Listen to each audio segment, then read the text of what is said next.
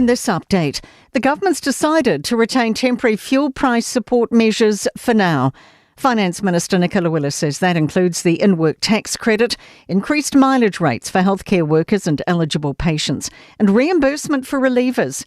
She says the support was supposed to expire after petrol prices stayed below $3 a litre for a month. While New Zealand did experience 4 weeks of national average prices falling below $3 between 5 and 26 July, we are advised that they rose above that point again last week. Chris Luxon admits he could have expressed himself better after backlash over telling Rotorua businesses they had a parent-child mentality and needed to be adult. The Prime Minister said it at a function on Friday and today says he's sorry if he caused offence. He says he was trying to say officials and businesses have equal but different roles. We've got to create the settings, and then it's up for businesses to be free to get out, government get out of the way and get on and crack on and get on with it and build great businesses. A mourning brother hopes his sibling's death on Wellington's waterfront offers a lesson for organisations involved. A coroner's inquest is underway into Isaac Leving's drowning in 2023 when he fell in the water after a concert, having got separated from his friends. James Leving says it was the result of a tragic chain of events as different companies attempted to carry out their duties. He says the family isn't looking for someone to blame. We hope this inquest helps identify where those systems may not have connected as well as they could have, where there are opportunities to better protect a vulnerable person. 7 months of blisters and hunger didn't stop a retired Salvation Army officer's mission spotlighting Kiwi hunger. Major Gavin Baxter labelled his trek from Bluff to Cape Reinga marching for meals, using it to raise close to $30,000. He says growing numbers of New Zealanders are struggling with living costs. That's news. In sport, huge praise for the Silver Ferns' composure under pressure during their gold medal-winning performance at the Commonwealth Games. Silver Fern Centurion Liana Dubrain won 2 Com Games gold, including the last time in Delhi 16 years ago. She says the Ferns were significantly better than Jamaica at calming the farm. They just looked after each other. If there was a bad pass, they tried to make each other look better, and everybody got on defence when they needed to, and they were patient. They never looked panicked, and I think that was a massive difference between the two. Black Caps opener Finn Allen is on the verge of becoming the most expensive player in the history of Australia's Big Bash League, with a record price tag of more than $700,000 placed on him for the coming season. That is sport. Tasilima Ivatolu Amo Radio Samoa. Party rock! Yeah. DJ. Every day I'm shuffling. Let's go. Take it, hey. Let's go. Take it, hey. Let's go. Take it, hey. Let's go. Take it, hey. Let's go.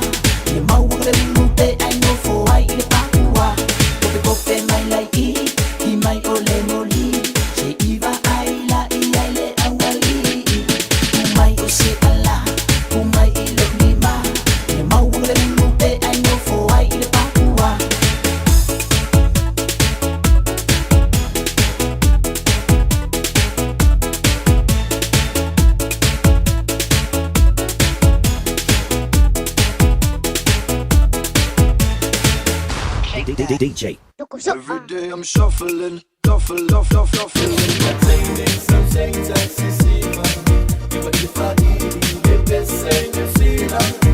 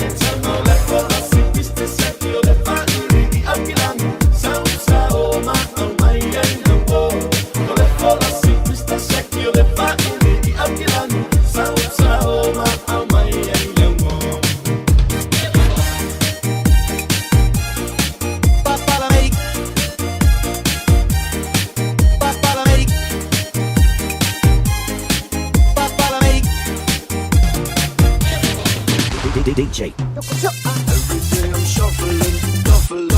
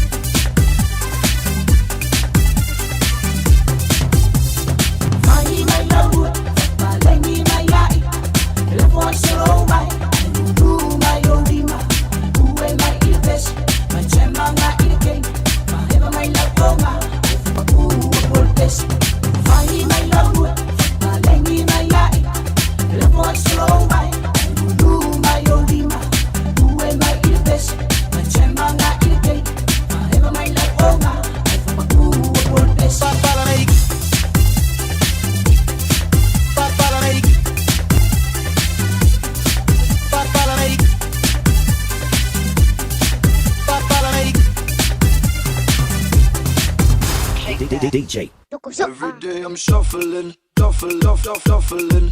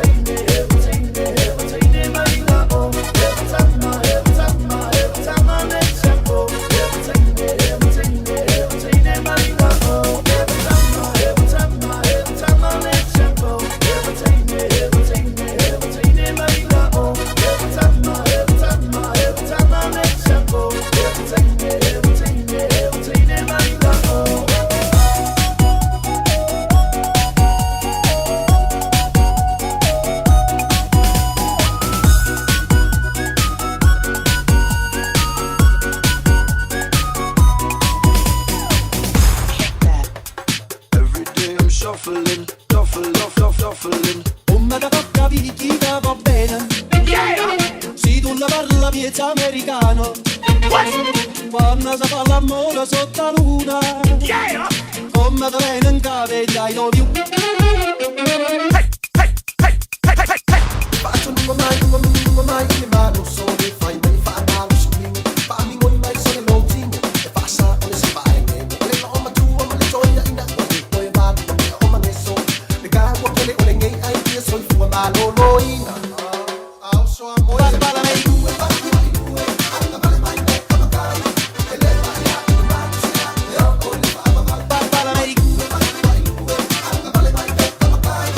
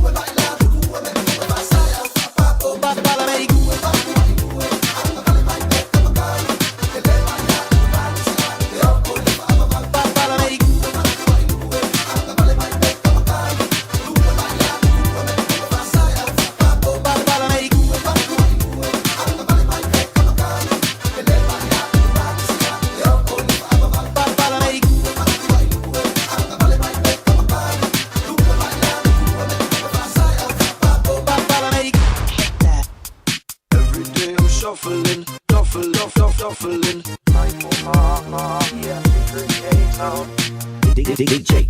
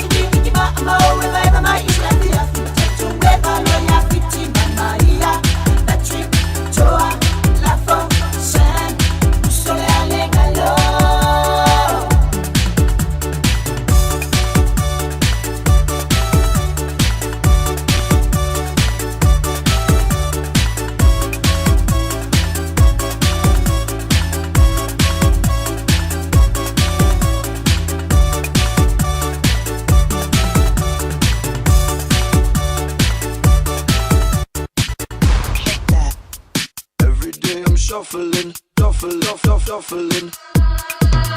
Like that boom boom pow, them chickens jacking my style. They try to copy my swagger. I'm on that next shit now. I'm so 2008, you so 2008. I got that boom boom boom, that future boom boom boom. Let me get it now. Gotta get that boom boom boom. Gotta get that boom boom boom. Gotta get that boom boom boom. Gotta get that. You are the emperor of my eye. You are the river flows by and by. You are the street light, takes a shadow of mine. Smelling of the breakfast in the morning time. Checking my feelings deep inside. Like you, baby, having a lot of smile.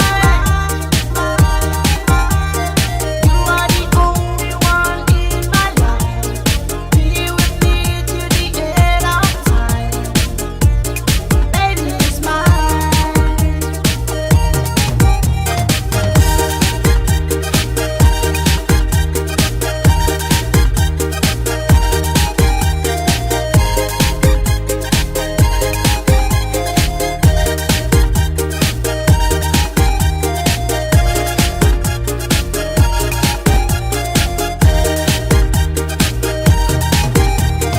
I see the tears falling from your eyes, like the rainfall from the sky. Please come inside and close the door behind. Lay your troubles on my shoulder, put your worry in my pocket. Trust me, honey, the one and only lover. Come on inside, I want you to stay.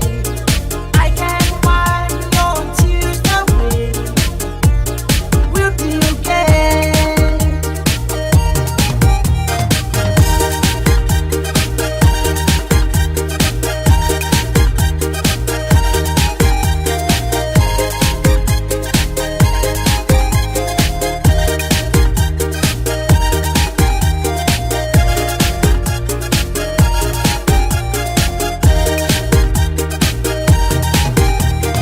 Highest mountain hard to climb, just a star far from the sky. Like the honey raining in my mind. I can give you everything, my life, my heart, my family. Oh, darling, will you make me please? Come on inside, I want you to stay. I can wipe your tears away. We'll be okay.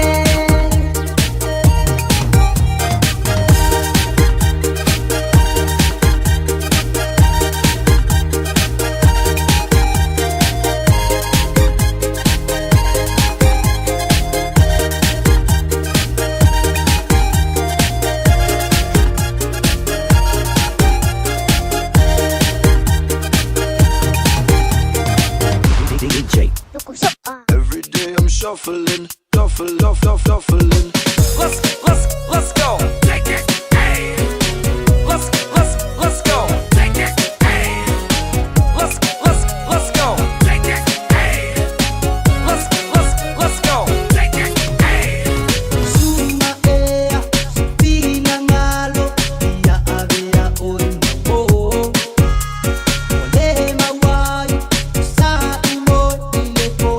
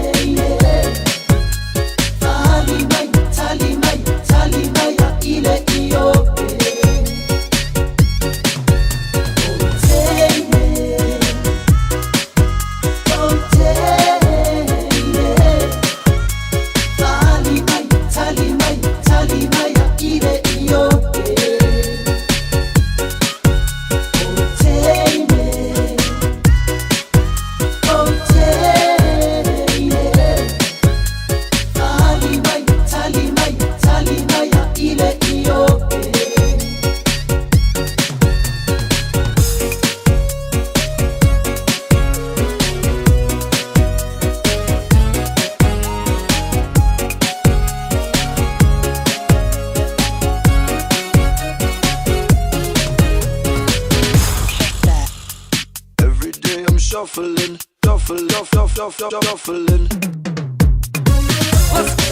Let's go. Take it. Hey. Let's go. Take it. Hey. Let's go. Take it. Hey. Let's go. Take it. Hey. Let's go. Take it. Ma'aina o tutono lepa Sungai wa o ma o senea Te ifo i tamano loa A o tutu o la tota tolua Le ai so fa aloha Ai wa i fosi fo i le masu Ai lai su e oe lo tonua Ai ua fai una ale lo o matu Wa e si mai i beselea Wa e si mai i beselea Te si milo Te si mai fo Sa ona e pa i le tino Wa e si mai i beselea Wa e si mai i beselea Te si milo Te si mai fo Sa ona e pa i le tino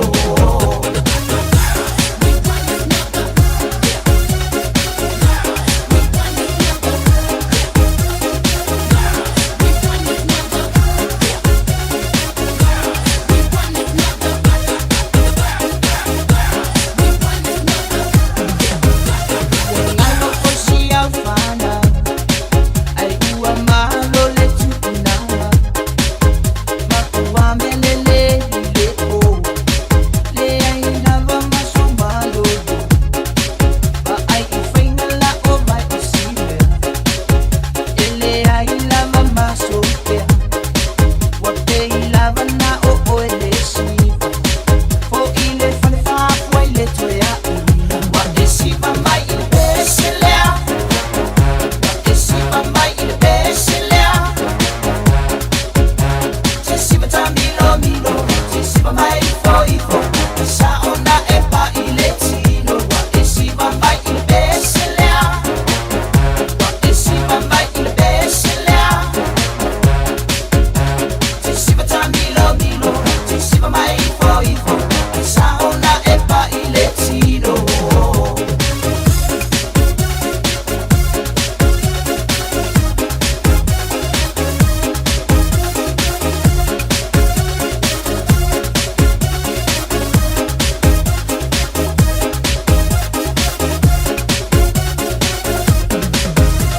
Ma'aina o tutono lepa Sungai wa o ma o senea Te ifo i tamano loa A o tutu o la tota tolua Le ai son fa aloha Ai wa i fosi fo i le masu Ai lai su e oe lo tonua Ai ua fai una ale lo o matu Wa e siwa mai i le beselea Wa e siwa mai i le beselea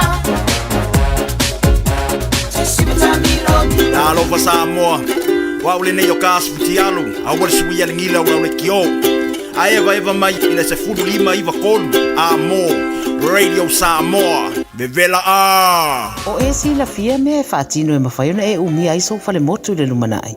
A whai fo i so fale motu, o e si la fia me whaiona whaatino ni isi o fuafuanga e whaonga aire e kuti o lo fale. A wane e misiere por kalame o le malu i fale, ia fiafi o soruru ta itasi le se fulu e te aile whaa. O le a e si la fia ai au wala e mawhaiona e umia se fale motu le lumanai, ma au wala e whaonga aire e kuti o lo fale motu, e whaata wai se isi o fale, le por kalame o le malu i fale, ia fiafi o soruru vai aso ta itasi se fulu e te aile whaa. Via maua sosa Omega ka Diana lowi moa Omega ka Tabale tau mo fie Omega ka Fili mai loile Omega ka Omega Cars, lua se lau Cavendish Drive i Manukau. Pole telefoni o iwa lua fitu lima walu tasi lua. Susu mai manukau ne Omega ka Umalole keisile Omega ka Radio Samoa. Taslima hivyo Tommy. Ama.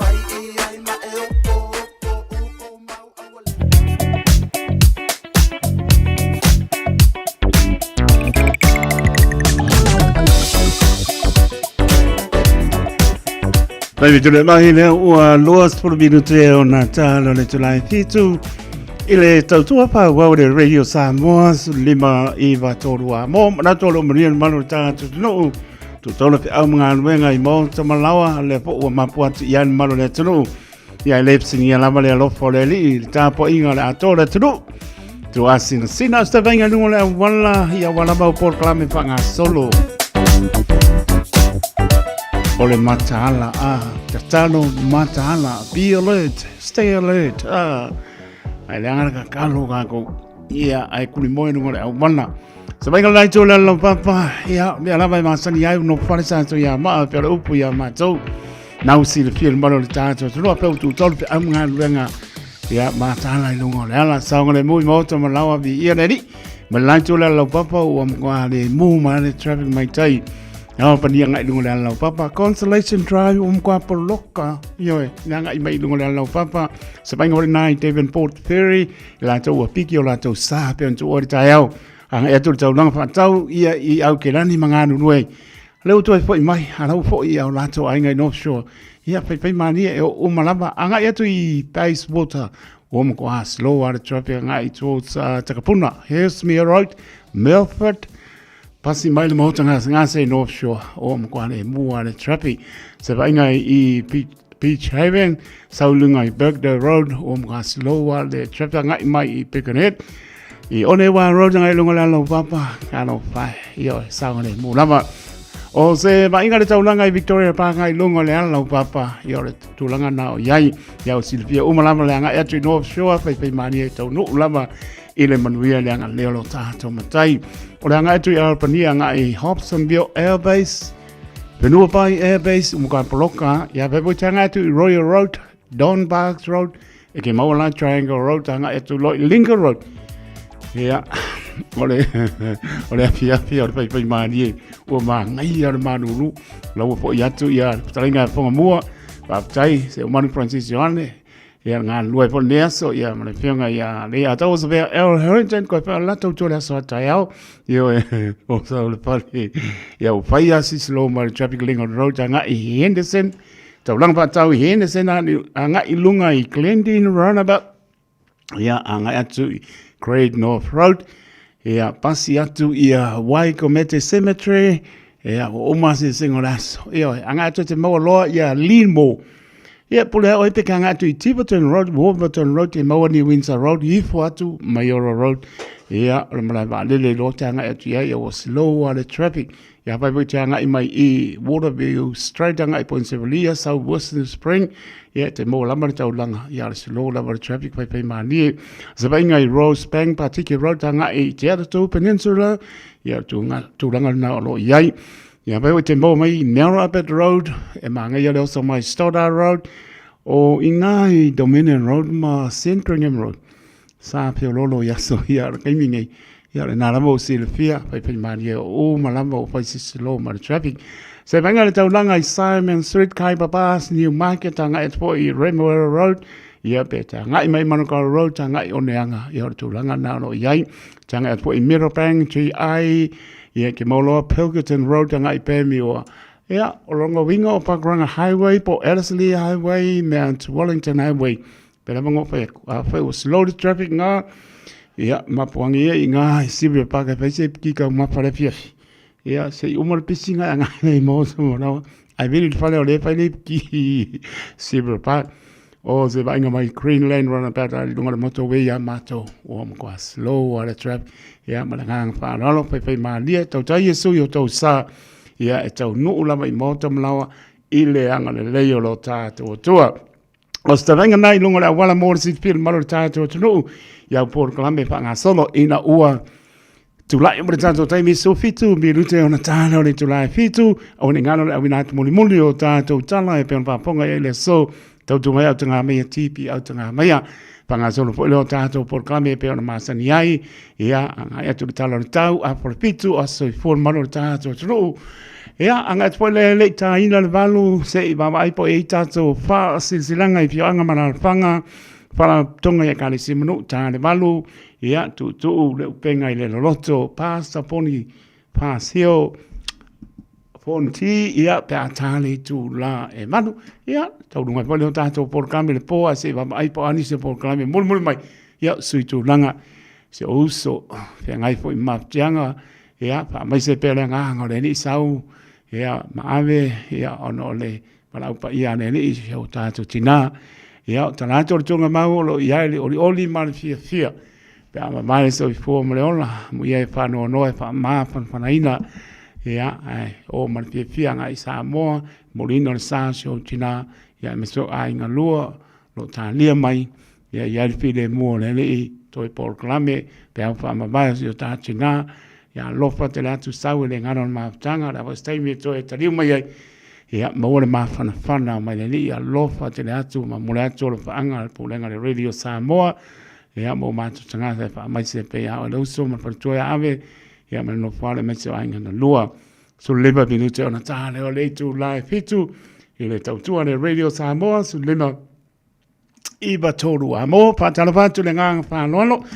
ia le utatua ngai mai le pola so fuala storu au kuso lua ono so de krisimasi wo ga ko o le na mi ia lo tato tua ia le utatua ngai mai le masina lona valu long valu pe ia pe ko fana ngai masinga ia tato ngai tu le fai ngol nei to sanga lu ono ma lo for la sa mo fa tai le pale ma lo la fa to ia fa pe ina na yo tato tu asensina kana fai lo fa teneatu e le pengo ferfe ngai mara tau maluru o mo tua maluru ale tunu ai lofa te hatu mo to tu asinsina le atole tunu o lo fa ma fa na pe a lofa le ni ya malan fa malo longa pa yatu o to lofa te hatu la penga dong to fia le tu lo fa no mo avansa mo atayao ya so se mo tanga se mo to mo le tunu e mamau ia le auso po ila to tulio la to fa salanga e lava nai pana wit so fa ma ma lo ta to ri o Yesu Kristo te po lova pa ta lo fa tuai e ma lo le tu e me se fa la ba ma puta ma yai ia ma e fa fong mai lo fa ta wa ia so to lang fo so uso e sa pe on Silvia ia tau tu le ma lo le tu e ana tau tu le radio Samoa so lima e va tolu a mo ta lo fa na ma ia ia le li tanto samlia le masino manu ia lofa le li ia mo au mo au pe tau ta Yesu e lo tanto sa e manu yai manu tu pe ainga lo pe ngai fa no noanga a me se le nga le li la to le ato to le malosi so se mo tanga se I mo to mala ia fa mano longa le li ia to mo manos tanto te nga mo ia mo lon pe ngalo la to lunga la wala fa mo mole tolu fa mole ka kongo la ngona mai yo awal fa nga ina telefoni ele se fa tonunga yo tu la lo la mar tu le radio Samoa te le fi tam fanta o tu lai mai ya ono ta o ya o telefoni nga ya la corta male o lo ya so a inga tonu o la mo to malanga ya pe o fa mo moenga ya wa kango kani lo ke foni ya ko ke pa au ke menga fe ko ya fa mani o fa nga ina telefoni ta o le mo ele pasia moni le no po ele sa utam tau blank vale kamanga pe wai ese pa ngeka ngai o mai ai ono le fa nga ina o le fola au pasaina ava ona tulo yo tu langa na ye mata ana ye ta to me o malama ta o lo fo ilo silsila to fa ilo la wala tu la fono le se lunga tu la fono ya e fa nuia ne la fa songa sa mo nuia po la to fo ya tu mo to la to fe anga venga ma lo pale tia e fa vai ki kia mang manor kamanga ma pale ma kwa pale yo e ka koso e ke mano lo manuru ya wo manu ma lo e mesili ya e la ngona fa tsa wa ma ame fa tai le tu lo ngoro ina lo lava nga pa ia tato fa mano rosi moto mo ma taula o ai fa ngolanga ye tato fa ngolanga o mai le tu ya ar tatalo ma le nga wenga ya alu pia le moto malawa fai fa tai le tua wa manu malo ya wa angai fa vai wa fa no ana wa pia ai te le to mo mai yo Te le to mo mai walu. Oi, ke le fanga adu ko po e mai esa wai luma ko adu ko adu lum. Ia fa pe na la mo se fanga a lo fa ma no si a to ti no tam. Ia vi e le patala ba tu tina ya sina leo. Ia ansion tu atina ya no salia lo mafuta mai Allen Bay lo mo Wellington. Ia pa pe fo ia Rachel Sipa lo maputa mai mala inga I Port England, Cleanliness, ia mai lato uma lava, ia pai o misi lo suapa. Ai sabia ka ko siva. Io e band. Am dato ai foto tu ne fiafi, ile to tu favore Radio Samoa se lima. Eva tolu a vota lo lava. Mia lo fa son po le ang lei mai lo ta tu.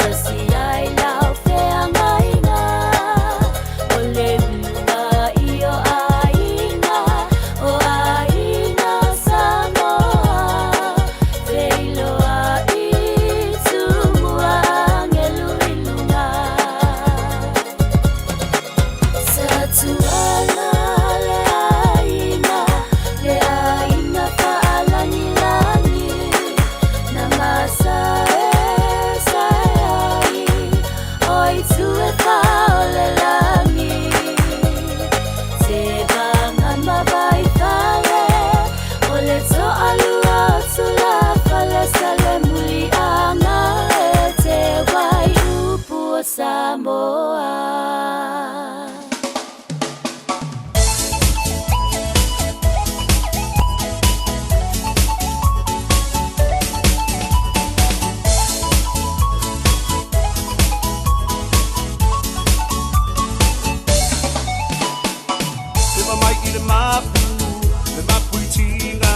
Papia inai o ia na musika Musika mali Musika ileva Pate ailo vai mai au maluenga Vai ai au fika Nei soita Esa wia wa upia va ai atu wa sila Eva mai la ia Le au whaki mai o tara Wait to see o malae Chick Helena wa okay Eva mai la ia Pule lava o i lau fika A vea lava o le musika E mapu ai o tina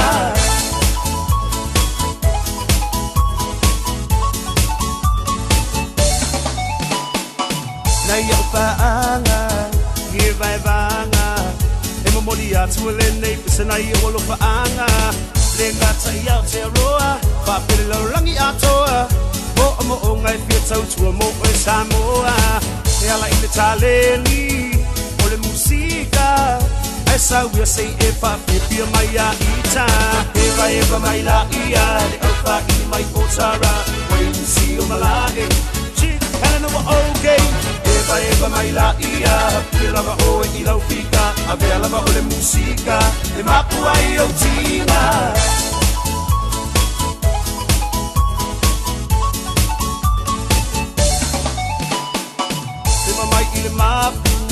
Le mapu I tinga Papepia inai o ia na musika Musika mali Musika ileva Pate ailo vai mai au ngaluenga Vai ai au fika Nei soita Esa wia wa upia va ai atu wa sila Eva mai la ia Le au whaki mai o tara Wait to see o malae Chick Helena wa okay Eva mai la ia Pule lava o e i lau fika A vea lava o le musika E mapu ai o tina Se fai mai o le nei party E pa o le nei party Ai a se foi o le musika E pisa le na party Paski mai lo i le mapu Oka e ua afu So mai lo ma le mix low So o singa o i lo wafu Se fai mai o le nei party E pa o le nei party Ai a se foi o le musika E pisa le na party Paski mai lo i le mapu Oka e ua afu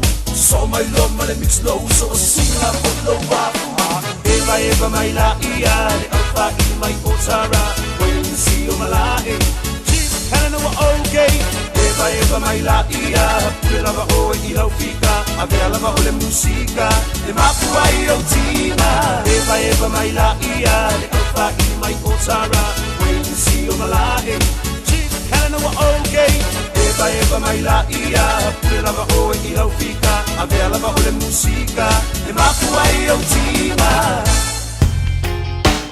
Radio Samoa Tasili mai batolu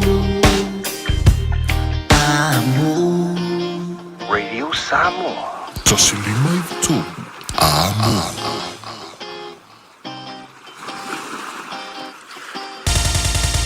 Usi mai ala whaafofonga o le whaapoponga fo ele nei o talafau mai Samoa. Awina sa mai mo oe e lau leiti o whalongolongo le Radio Samoa. Tasili mai watolu Amo.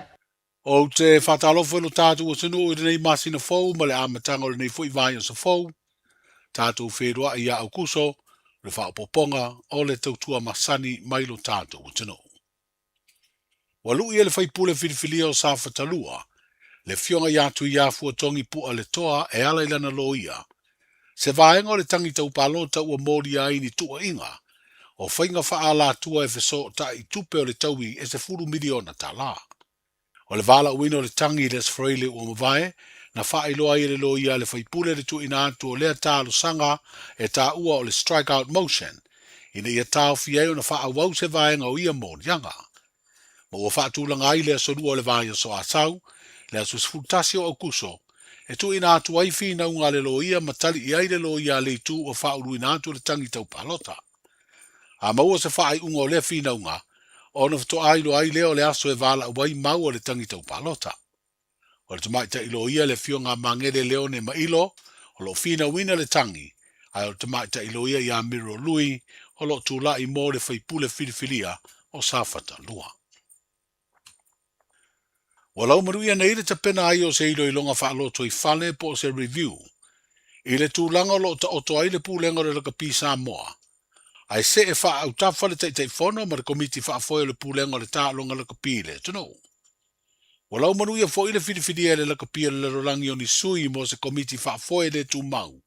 Po se interim board, la tau te wha awau le wha afoe ino ngā luenga le pūleo le tālonga. Au whaia lea ilo ilonga ma wha tali se taunu unga o lea ngā luenga. E le maruia sa i ringa se whina ngalo le tei whono le komiti wha afoe. Ai ua wha iloa mai e se mauri mau wha atua tuaina. O le tautonga lea na tau nuu i aife uta na inga masui, o le laka pia le rolangi sai sa moe le whae unga, o le vai aso o mwae. A tapena ia fuafuanga sa ili eise fufo, i le whetule ia i ma le whifuri tua i wā fiai, le tālonga laka pi sa moa ma tau nuu i le leto e amana i ai e le malo, o le pūlenga o iei nei ma wha asolo muri ai, ma le toe tu ina atu o ni whesoa soa ni tau tupe, o le whae unga o le vai aso na wha alawi lo ai, le uni le kapi fou, le ua wha ingo le Samoa Rugby Football Union. O nisi o te mali ina i tutonu o le manu Samoa, ma vea i fo i masui al komiti wha foere le kapi le tanu. Ai maise nisi o tamala kapi, sa lau bilo ai le tātou manu Samoa i tau sanga umawai, wa lango ina le fausia o lea uni le kapi fou. E tō luani te ngata na mali liu le whai ungo le vai yaso, le sto nai me le Samoa mua au kuso, o lo whaia Yesu e sua ngā leo leo i le mafuanga. Wa wha ilo e leo leo le tau fia i nei o se tamā ono se furu ono tau sanga o le soifua. Mo su e suenga, i le maliu o se li te le vau lua se furu tau sanga le matua, ai a fia ni manua se isi tau le lea, e lua se futasi i tau sanga le matua. O lo masalomia na wha o ngā ai se la au malosi, leo o tau fia leo leo le a upenga mo su e suenga atili, i le pongai o le wha velave na tura i mai vaitere le tai au le sa. O le tasi o malio se tamata alo la kapi o ia foi o se lau fali. Leo wa wha ilo e leo leo o se ta alonga la kapi na whaia, i le malai ta alo le fio anga o vai ala, na whano ai le soi fua o lea tamata alo. Mori mawina i video lo sara lau i lunga o penga ta wha ilangi, se vevesi na tula i mai le vao tamata alo, ma a wai manisi o le au mai moa. O ave nei le talo sanga le mtanga luenga leo leo, whale pui pui ma le toe fuata ina le atunuu, ai maise i lantou sa iai le teimi o le tālonga, ina ia tu ina atu ni ata video na lantou po ina mai le tālonga na awai, ma le ua maliu. O ia ata video mani wha mtalanga le awhisoa swani, i sue ngā leo leo, o lo whanga solo le teimi nei. O se tasi o fulafalanga le vanga wha upufai o le wha tua i le tua sa mo o tasi, i le maua lea pepe fou o whaamirianga tau tupepe atula i avema whai ngā malo, o lea wa amata whatino. O le fionga i le pāle mia na saunua e whaalau i lo alo ia lea vesoso ni tupe. Leo le a amata le masina fou o September na whaia le stala, ai mai ai le masina o November ma le wha moe moe, e amata maua le vesoso ni a te sema ma wha solo atuai le tausanga fou. E lua se lau tā lau o wha moe moe maua le pepe fou fito a whanau.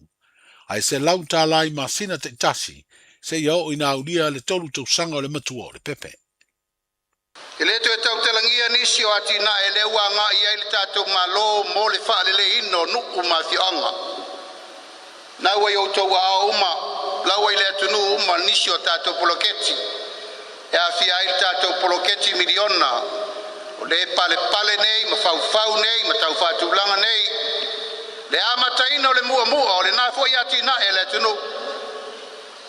E iai whawhita auli. A whawhita auli e mawhai o na tātou fōfō ala mea. O tātou mati i le vaai mo le lelei atoa o le atunu atoa. Pei tai o le tai aole nei, whaapito au ngawha. Se tala le tātou malo ma le poloketi le nei. I whanau a le atunu. Le ua tātou tau pule i le tangata o loi to tonu le manava o le tina. Ua tātou tā pena i le tangata e le isau le lalolangi le nei. E le tu ese ina e le atua le tangata malona tina. O le porkalame le nei. O le porkalame le ua whātātia le tatou malo ma tatou uma. Whāmanuianga ua tapena. Tapena ina ia. Tapena ina ia maua e le tangata fau le nei. Whāmanuianga e te tau o na tausi ai ilona ola amata. Ilona mua mua o le lau ava mua. Ina ia tā pena iai le malo e avatu le feso soani. I lima o le tina maitanga. Le tamao le ainga. Ina ia feso soani i le tausinga o le pepe fau lea. Lea ua uma na whaatulanga se teimi muli na wha solo leo porkalame. Ufuanga whaatatia le tātou malo pe ona folosia. Whanau lo le pepe fau lua se lau tā la. E avatu i le lima o le tina e ona le pepe. Awa le tausinga e a mata ilo na soifua mo le saonga le mu. Soifua malolo ina. Awa onga, tau mafa, puinga. Mea uma, e pui ai le soifua ma le ola o le pepe fau lea. Ina ia ola soifua malolo ina. Ona tausi lo leo le tamatiti lea. Mo le tolu tausanga. Whanau mai, tau na whai pepe whanau. Tau na siaki fo mai whai tui. Ta pena le soifua malolo ina ia mauti no le lei. Olo a puti le vainga o le pepele nei. Ina ia manuia. Ama ea lo le tūlanga lewa tau no uma fuanga o whainga whawai. Ona tausi lo leo le pepelea e mauala na se leni se lautala i masina uma se ia o le tolu tausanga. Pa ia malima malu le nei tae ao. E le i maua le mele nei le tātou teimi, talu na tātou whananau mai o tātou matua. Ai a le tae ao le nei. O le tae ao le tātou o mai e tū whātasi o tātou loto. Tū whātasi o tātou taritonunga, tū whātasi o tātou wanganga. Ma le tātou whamoe. Ina ia tini le alofa moni, i alo ma whanau a Samoa. Le fionga le te tai o le malo le pālemia sunga la audia le malia toa le uatea polate e wafosi. I se vaenga o le na saunuanga na whaalau ilo ai le vesoso ni tupe le malo mō pepe fau. Wa amata le masina fau au kuso le pau te isi i lalo o le tau o loa tau sua au uma pēni sini mō le atunu atoa. Ia mā o se wha mama a venga i le au whai ta vale. Ai mai se i ta vale la upasese pe o pasi ma taxi. O tau fau o ia o loa le penisini wa tolu tā la 5 fitu sene le lita i le masina nei. A e sa whata la i le lita i le masina o iulai. Sua ukiso sa whata la fast food valu sene le lita. O le ua pa u le tolu tā la valu se furu iwa sene le lita. Ma le kalasini o le na tau fau tolu tā la fast food valu sene le lita. O le tau sa iai le kalasini a iulai sa whata la ma le lua sene le lita. Tala amatai o le nei vā yaso. Pui pui lo ainga i le tau malulu. Au e te whaatali. Whaatonu nei loa lo tui ar fulu. A whai wono 5 o tau sanga pe o vatu. Pe maua o e singa se tū mau. Mai tanga. Po o maua foiso o alo i singa se tau mānawa. E ma whai o na whai a fua lo tui ar fulu. Tanga iane i le upenga te whailangi. Book myvaccine.health.nz. E vave tui whai ngō fie. Mō whapesili manisi whamtalanga. Really mai le vaccination helpline. O valu se lau, lua valu, lua iwa, lua ono. O valu se lau, lua valu, lua iwa, lua ono. Po o le fono, o valu se lau, tolu ono ono, ono wha valu. O valu se lau, tolu ono ono, ono wha valu. E siri le poipuia na i lola tonga fitia. Whai nei lola utui ar fulu. Tala whalawa o le siufonga le nei o Samoa, le Radio Samoa.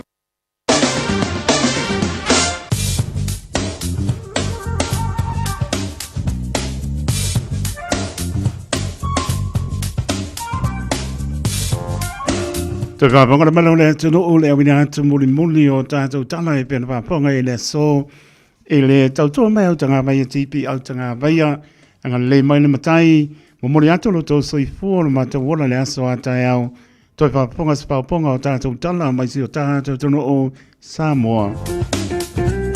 So venga le tala le tau lo tu mauri vela pa mawina au kilani, spuru ono le maulunga lo iai, le maa panafana o lo iai au kilani, o lona maa le poe o atu, lona maulalo o spuru mai tasi, o sabili angi mai sau te sipo au waoani si vaenga au kilani, sa venga mo atai au, ile asolua, spuru lima le maa panafana mo atai au, moi so, kwa mano lua lona maulalo, pa uti munga au wapo le aso atai au, pa ngā sola tu longa tono vai aso, mātango fiere sulo la, tu maule au waosu fitu, le vera pa mawina le asolulu, ia lelo wo atu le tasi lona maulalo le marulu le asolulu, mama atu le astofi o winga po ina le tau, mātango fiere sulo la, ia spuru tonu lona maa panafana, ia lelo wo ilalo le lima, ia ua marulu, lo fungie pene lei, ia na yo tātou tu asin sila, na yo tātou mātua, ia ele fia le tau lo iai le atunu, tau marulu.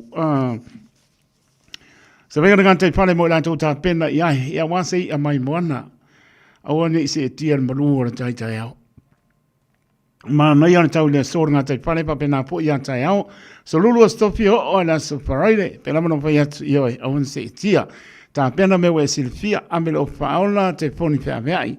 Ia le sanga le mua sa le bali pale angange por kifi ia por ku por le ka malau ai si ngo ia ole na ia nai sa bali pa maku a ngoto la na ia ole na pa tuanga na le water safety ni sila maritime ni sila tangan wenga le ACC te sua o kilani luosu fitu minute te el se puru tai ona lana so le tai au kilani to suole le tai le 5 minute su tasi i le poana nei 5 minute te ai le tasi i le pameone lanso le tai o neanga to suole le tai le 2 minute le lua i le aolio le so pametu te sua manu kau hit lua se 10 minute le tasi le pameone lanso le tai manu kau ea to suole le tai i le anga i atu i le 10 minute te ele tasi la audio le so mare tai sua i Morawai lua 10 minute te ele sul lua le vaveao le lanso le tai i Morawai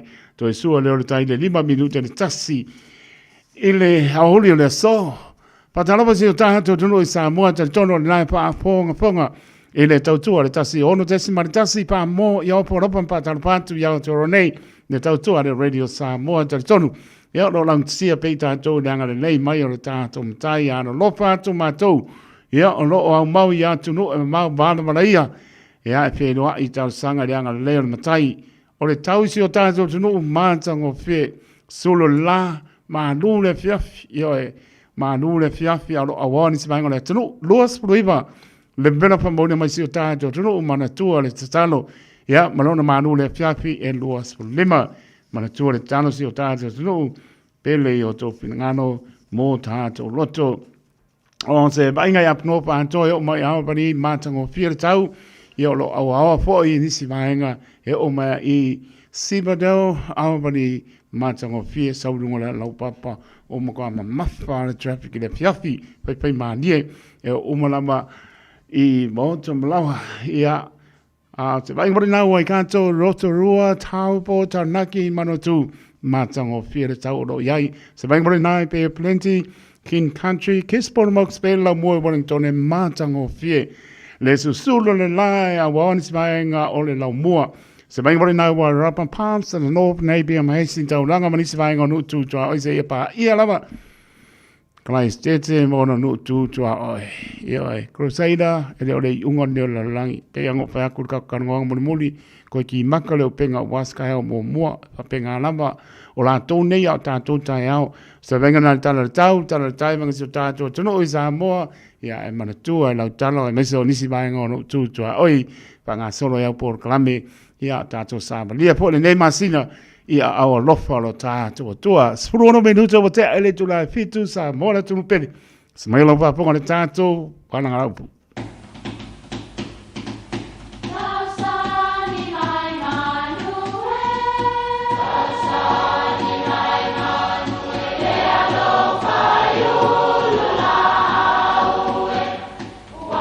E o whanga manu i ululu o la au, awa e whawhanga i funga o la au. A o le tangata e whawhanga I upu matala. O le mawhileo o alanga upu mamuanga ngana Samoa maona whaapongai e a fua I lona sio mianga. O lona lea sao I le whaatufunganga o le iloa whaale aso mai le tautua se ia o ina pule. O alanga upu mamuanga ngana ua lanto mamanuina le tō whamanino a Samoa mana tua foi e tāo fitau muli le atunu. Wa li I matangi. O le upu e mafua mai I fōlaunga I le vasa sa matualu tia mawhela fō ina e peau taluai sa malosi tele le matangi. Peitai na muli ane ua toa mamalu. O le winga o le upu ua li I matangi ua lau tasi ma ua malu. O le awha pea o na mapu e pale ma le folau. Le tau mawhainga e whaatau matangi ina ne I le lea ma mao le folau. Mai le ala vaa o lo tau mawhai e tau sia. O le vainga lea e masani ei tau tai. A o ina luta le tai. E le toa mai le nofo le lei. Whaasanga tonu le vaa. Ia tofu matoe ea. Ma whaantalitali se ia o ina lii le matangi. O na tau tonu leo le ala vaa. Ina ne te I ua mamau ese le fōlaunga ma le mea o wha moe iai. Ua lii matangi. Ua toa le mawhitanga. Ua tuana I le vevesi. A ua whea ngai nei ma le malu. Ia manuia lau whaasausaunga. Jesus.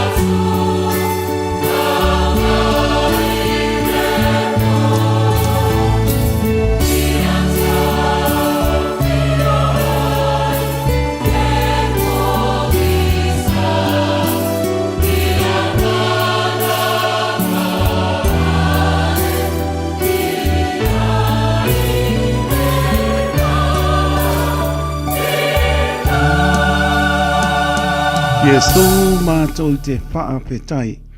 Si pong mani o le kane sia whaapotanga ke Siana Amerika Samoa mai wiri lalo taita inga songa so ina ia mapatanga pale au ngā marpatua ia la ia lo patu mo o lua no fualo e mai sele ato si o tato e kane sia ia mapana pe au lofa o le lia pe ngai marmanu lu ia mai sele ato lo tato o tulu. Tato pati ai pe ale mātango pia le lofa o le li.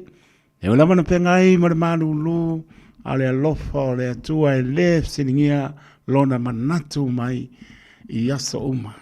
Lana pa manolonga e pa iatu pa iane la atua e leo ato otoa le manosi a e mai se lava o nai o tātou tu a sinsina. Lofa te le atu le atua le tunu au po inganu wanga tutofi le atua i la atua tuli fa salanga nisi o pata otolia i ayo ngā sengasi i maoto malawa la atua tuli fa salanga o lamana i whanau e ti. Pāpatai le atua e lana tausi mai. Tātou fōlaunga le nei tau sanga le o tātou iai, tu aum tu vai, ma sina lana vanu le lua olu ono, o le ase tātana. La ngona le whātau ba. Tā pāpe e polo tā whātau ba, ia tu mau pēr le vi inga ia te ia.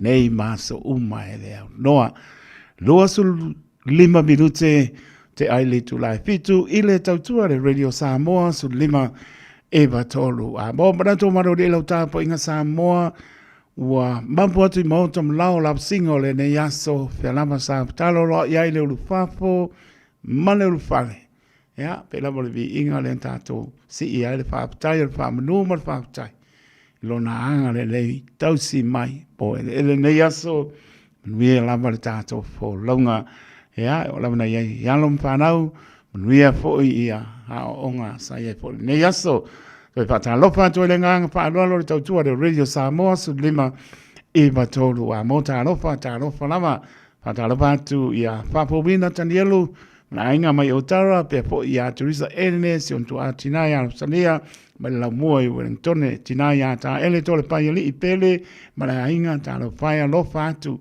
manulu o to ia stalia manulu i mako ia tera ne lopa tu mo to uma ia tunu mamau Hea, le mato, no pia i fo i tono i hao te ro nei. Los fulona minute o te ale tu lai pitu au nei ngalo. A for pitu a soi fuan mano ta te o tunu anga e tu i wha silsilanga.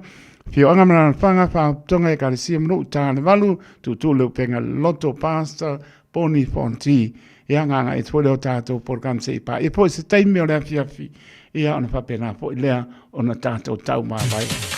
E lea nganga whalo. Awara me.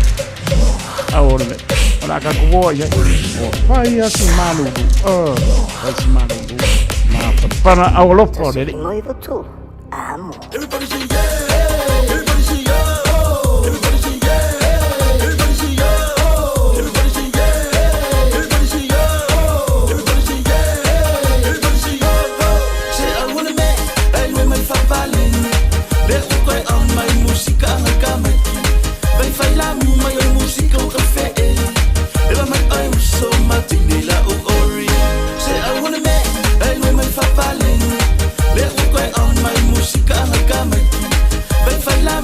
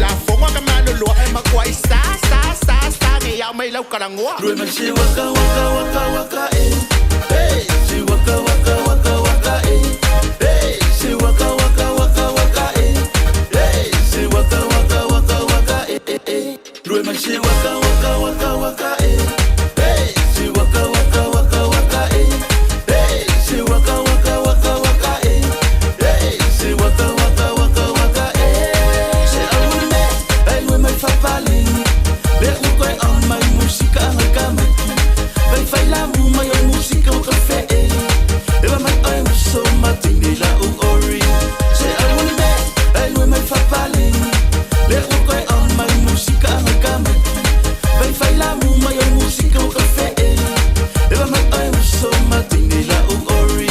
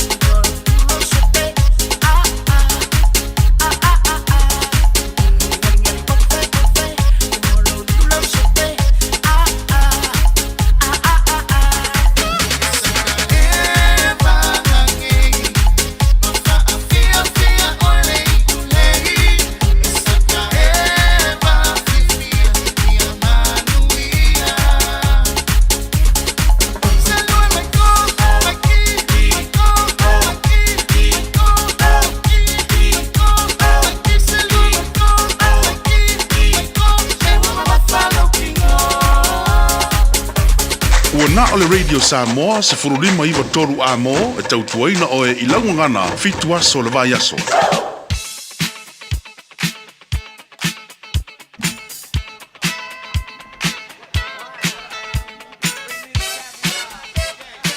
No tato leina Samoa le tunu pele, ya mai se le po o tato email on the air at radiosamoa.co.nz Facebook page.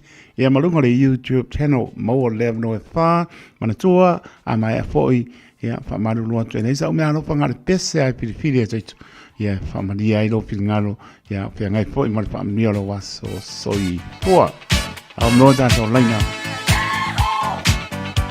This is your celebration.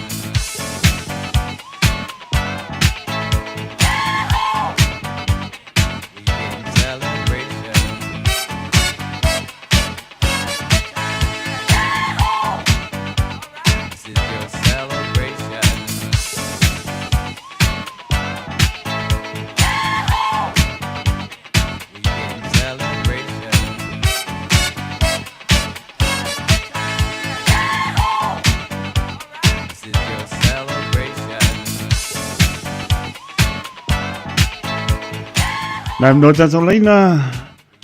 No tato imeli apia polinga malunga le YouTube channel stasio tato imeli.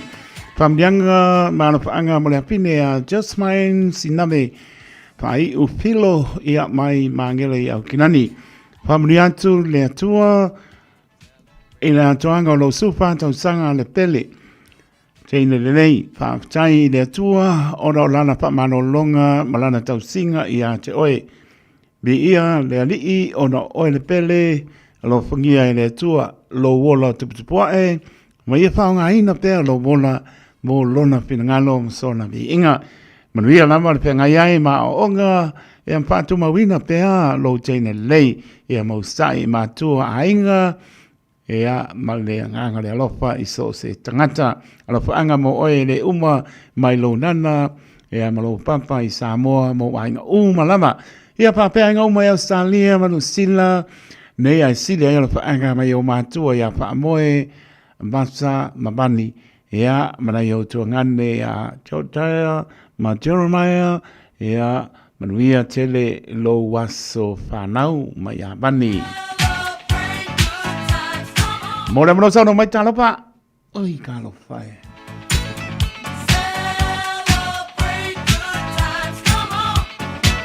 Let's celebrate. Celebrate good times, come on. Let's celebrate. Celebrate good times, come on. Let's celebrate.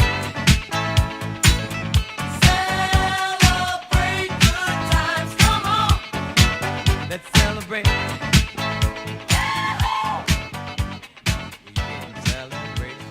Ya, ua mai. Mataro va po ia Amelia Mikaele ia ma se pule ia ma lo lama ma puta mai u manu ru le fiafi ko pai koko lo le fiafia seki. Bel pata pa le ona fai ma fon pa le o polenga de Radio Samoa.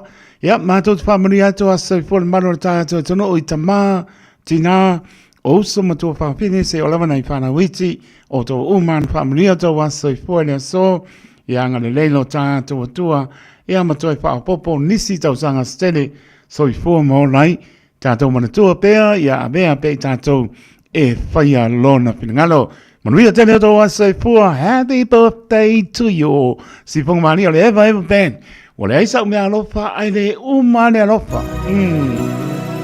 Su dole minuta ona tale ole tulai banu se por klame tu le penga i le loto. Ria la pasonga Samoa.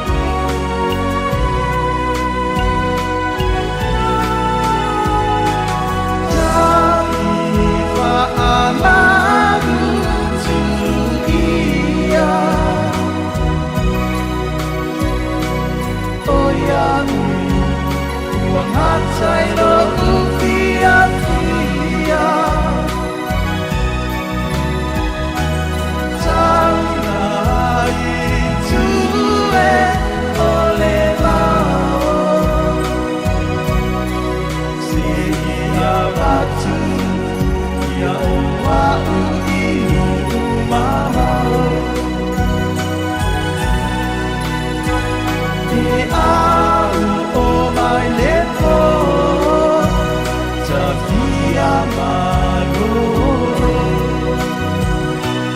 Ai Uale Mawhai Tusiwa Paoloto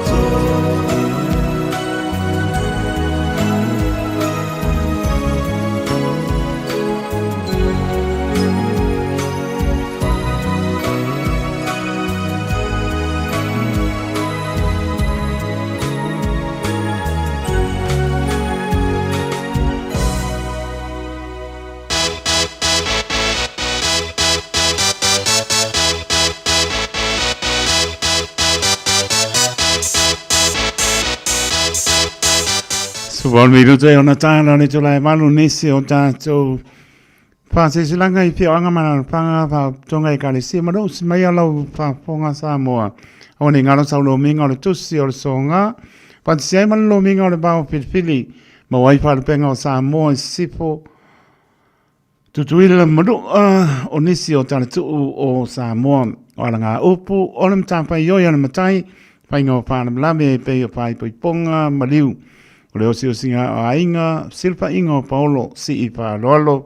Pala ngingo e kane sia ma le tele o le ngana o whaano longa pits futa la le tau na uto e fo I tātou ma le nganga whaano alo. Nā leo pisa lamba le Radio Samoa tolu ono pa tolu hope o Avenue I Manukau City ma o le ai. Monisi pa mtalanga tala noa lau fonga pia pia o le mato o pisa o iba lua no lua tsilima I vatoro I numera o iba lua ono lua tsilima I vatoro I numera pe tanga iana shop Radio Samoa.co.nz pa yei sau oka a leo aku koe wala au mai mana nganga whaano manga ia e ora mo pa e le yo okwa e le wala au mai mana nganga whaano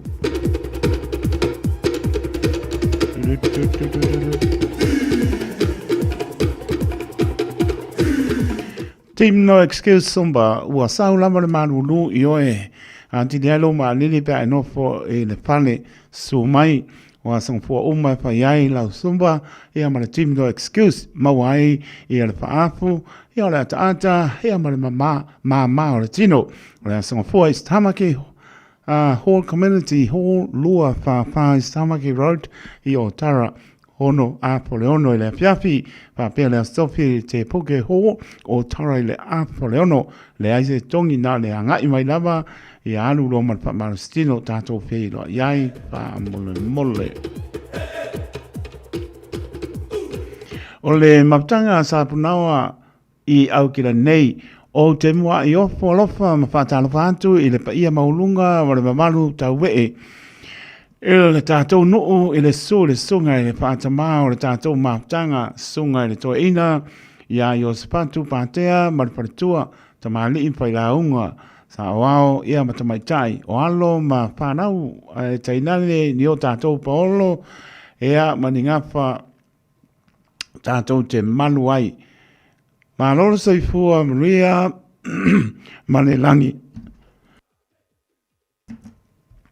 Ma le langi ma tapi whaptai le lofa tu sui lo le atua. I lo to soi fua ma so mātou ola ua na whai fia ma iai lona no ui le nei tai au fau. O lona sa pāti pa ia tā lofa lava. Ai le ama tele ma le whaaloalo e wha siri sila tuai e le pa ia o le tātou mātanga sa punawa e au kena nei o le a whatau nuina i le aso luosuro iwa o au kuso lua o ono i le no whanga e pei o na silafia PIPC o neanga i le tu la apole spuru li tai au pa mole tāna sanga tupo i mane nganga maulalo lava e mana umia lo tātou a wai uma o na ua vai se unga fo i tātou te le i maputa ea malo i aini ma tā upu e mana umia ai so o tō whingano ea mlo le awa i mai o le ale a bea lea maala e toi tōru po i nai wha moe wha mole wha manatu atu fo i lau la ponga e am sinta i a waso o tō fonga tau mapa mo le aso tālo pia e le atua e ta i manui atu i ailo o tō so i fua e am so mātou wola e tātou te wheilo i ai i lona alofa ma lona ngalei. Ea, mo lo whaanono lava sa inia le nei whasilsilanga le pionga le tai fono, sui tai fono, ma le lolo wa fono, ane tātou mautanga, monisi whamtalanga tala noa mai le orua lua, lima lua, tasi valu, iwa toru valu, orua lua, lima lua tasi, valu iwa, toru valu, ma le nganga whaaloalo. Ia, e ko kia uma. La tautou ia le fiso mo na lau, mātou te le to e whālo ina le awhaloloa, iau pa ia whaalanu ngā tā moa, e le aise wawe po se poto, nā te whaopopo pe to ese se iota, o pa ia lama mai le wabau e o i le whaamabau a le asu i tonu, ia le mata o le niu, ea mawili tonu le ifia maina, o le aunga ma le wha pongai o le nei pāsi se langa tā ua, le ava ma le whaaloalo, e te tano tuai barbarusia o le la au i suli ma peoi o le suafa se umanu o le fetutasi i lona o yala i whanga le mesa i sa pulu i sa le longa o iai se langona o au nei se umanu ana se umanu sa le nua o le toe tangata matua o le tātou ainga tātou sanga ina lo o tau mamanu tātou te whēlo ai sa le longa i le lawa o ni neva se manu au noa. E lasa surono se te manu o ono se yo tātou so anau pule e am whaasoani o tau whinangano i mata upu o ngonga ua tu lai mai te tonu se o tātou ainga. E winga i nopo whaatino i le swapa se manu i lasa spuno i ulai lua o ono. Tani tonu sori tu la fonoron whaatino ina ua le tusa mai ungo tu sia o le tu la fono e a ma le whaamsinonga ma malu o Samoa. Taratonu, la taitai atu ia le atua lo tau soifua i le aso tātou whei lo iai. Whai ale nei wha silanga ma le wha aloa tele sa inia e se umanu ana, se umanu sa le noa e a masuli o le ainga poto ma le nganga wha aloalo.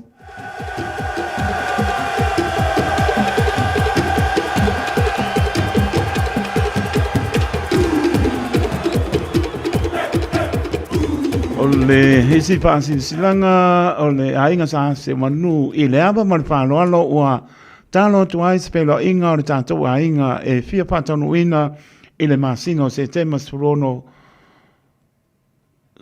se tema i le tausanga lua o luono o le nei pelo inga o le awhaia le mauta o sia le ataua Ioane o halo ni neva se umanu a whaau mua pele ava i sa pulu sa le longa tala tonu le afa o tangia mai le nei pasi silanga mo le tātou pa umai i le nei aso e pe ona tā ua so i fua ma ia manuia o lo o sainia le nei pasi silanga e le sa o le ainga sa se umanu ana tene so i uma ua langolongina le nei pasi silanga se umanu witi fono ya tā paonga ti asione sia le ataua Ioane e am tole a po Iosefo fa tai le lama kia uma a fio anga sa pari fa sisila ile O le wha silsilanga le awa ma le whaaloalo mo tama whana umo le pioanga o sa pālii o alalam pāpā au i au kina nei ma au toro nei. Le pa ia lama lea a wā le su o te pa au pāsina le sunga i le mani toa na whaalongo i ai Samoa. O le pa ia lama lea le uso li se su ia toa o le sa o na lua. Ea le mamalu i ingoa matua, ea mamango ma liu si ufanua, ea ma upo ia te oe sa pālii. Pia paa manatu atu, tātou lotu wha manatu o le tai au fōu e whaia na Singapore.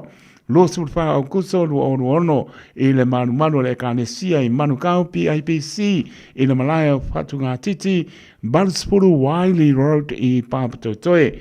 Ea taimi mo le silfia amatae sa uninga wha i le piapi i le ole wha na babeao wha i le piapi. Ea wha manatu atu la tātou tau langa e pei o na masani ai wha mole mole tau au mai ia lau plate. Ana inga mo sa tātou wha marastino pe ama ai ele sauninga alo whangia le atua wha moe moe mo mori atu iai lo o tau soifua ea maso mātou wola tātou whiailo iai i le manuia ma le wha alo tele tai whono ma le lau lau o le mafutanga ma le nganga wha alo ia umai a tātou wha se silanga sa mora tunu pele leia spaibai asa ma se mau tam whai lama ina ia atoa li ora sa whai mare tau tai mata parapana e pisi ar sami moni whai ngā tai whane poto tau tai sele nātu iama whamangano le au ona fia silfia tili tale noi lau whonga fia fia mato o fisa ila o iwa luono roa silima iwa toro no mera ia pe tanga i mani tolu ono pa tolu hope o le avenue i Manukau City mantua leo toi fo i le tato tusi pa rupenga i le Petrus Furuta la mari purenga le radio Samoa maro mato whaatau wa mato le wha mano maro wha tai Samoa le tonu pele wha tai langolango mai wha amria le atua manu bilu te ona tae leo le tulai manu tato se i le tato por klame tu le upenga le roto le pota per mai pasta poni ponti a mortato por clame ia e por te metano tanto leina ia paso mai ala pula to lava ia pasta poni ia te po etala tanto leina ai manuia lava la pasa nga sa mo ia nga le mai o lo tanto tua Walter VLT.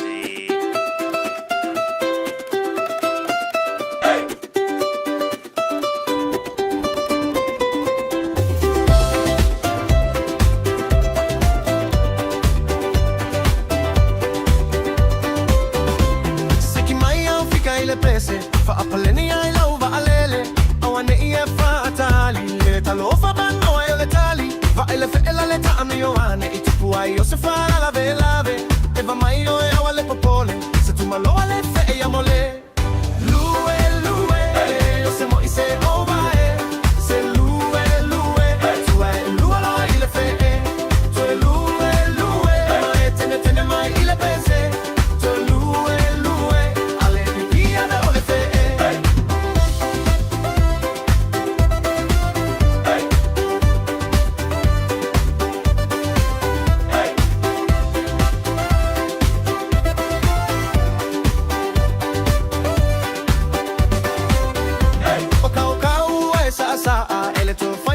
esa utala le anga etele imawaina la umai le sawa ngai naina ono saila ya lo loto ta eva veva lo ile fale olo mai su e mai yo se tala fae va sa mai lunga lue le yo se moi se ova se lue tu va lue lo ile fe tu lue ma etene mai ile pese tu lue mete via le fe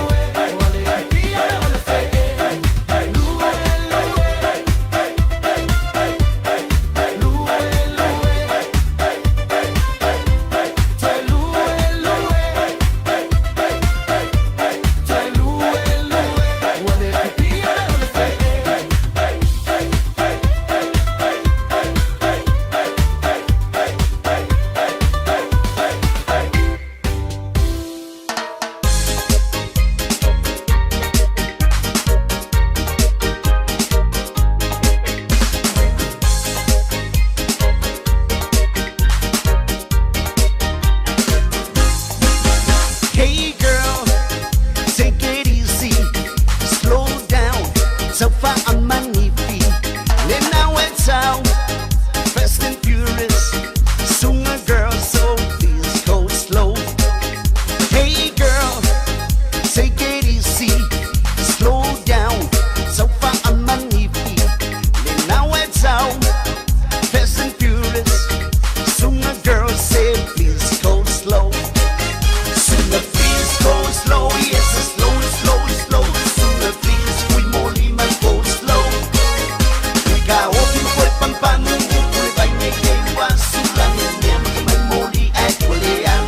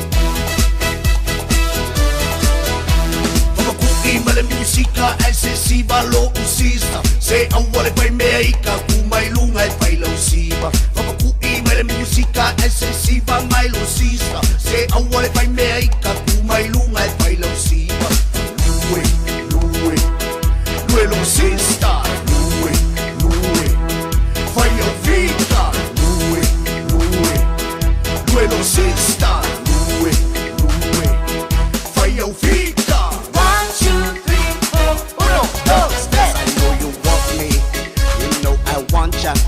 I know you want me, you know I want ya. I know you want me, you know I want ya. I know you want me, you know I want ya. 1, 2, 3, 4, 1, 2, 3. Zumba, Ochuluma, Zumba, Ochuluma, Vuelve más en la música y papalengi ay yo pica. De maya así de maela malejamos excedes. I know you want me, you know I want ya. I know you want me, you know I want ya. I know you want me, you know I want ya. I know you want me, you know I want ya. 1, 2, 3, 4, 1, 2, 3. Papalengi su sole, la pile se pa mole mole. Awa e kuma e polo fa ua ngai uma ole pole sika ua. Duelu e mai pa mai sau pika ya ela le ua ua ole leina. E vai a tu e misti ma paina, chipo ma pen lua pa iau faina. 1, 2, 3, 4, 1, 2, 3. I know you want me, you know I want ya. I know you want me, you know I want ya. I know you want me, you know I want ya. I know you want me, you know I want ya. 1, 2, 3, 4, 1, 2, 3.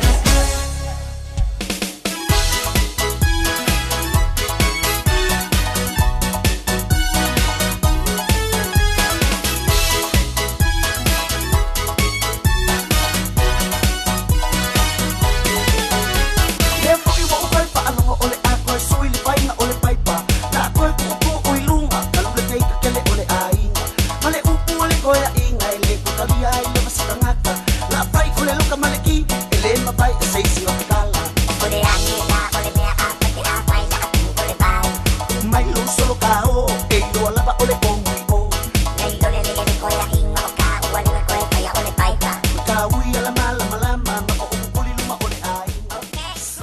Pai tole mai le ua tātou lava le tu lae manu I le tautua de Radio Samoa su lima I watolu a mo. Le ua tāpena mai a Pastor Poli Fonsi eo si pira maru tātou tino ia le sunga ia Poli mo nei por klami o pia tau sanga o panga solo ia mai solo mātanga o pia o le upo le ola le sulu I o tātou mai o le māma lama I o tātou wala. Sa mole tunu pele se mai alau whaponga le tātou por klame tu le upenga I le lolotu.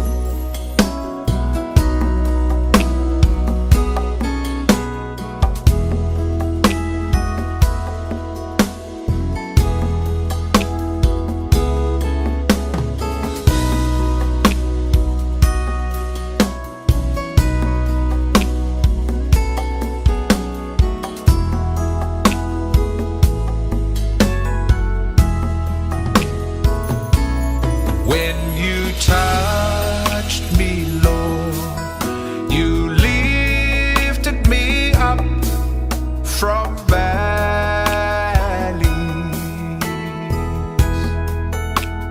from where I was walking with no hope at all.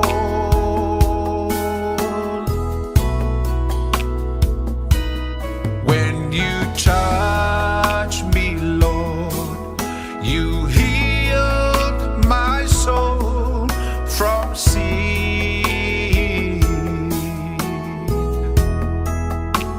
Thank you, Jesus, for your precious love for me.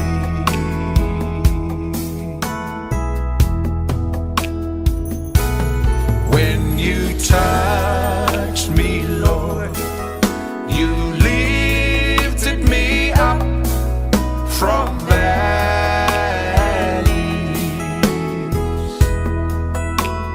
from where I was walking with no hope at all.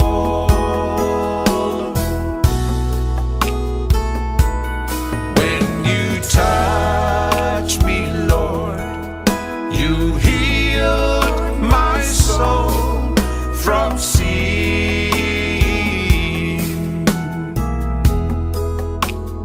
Thank you, Jesus, for your precious love for me.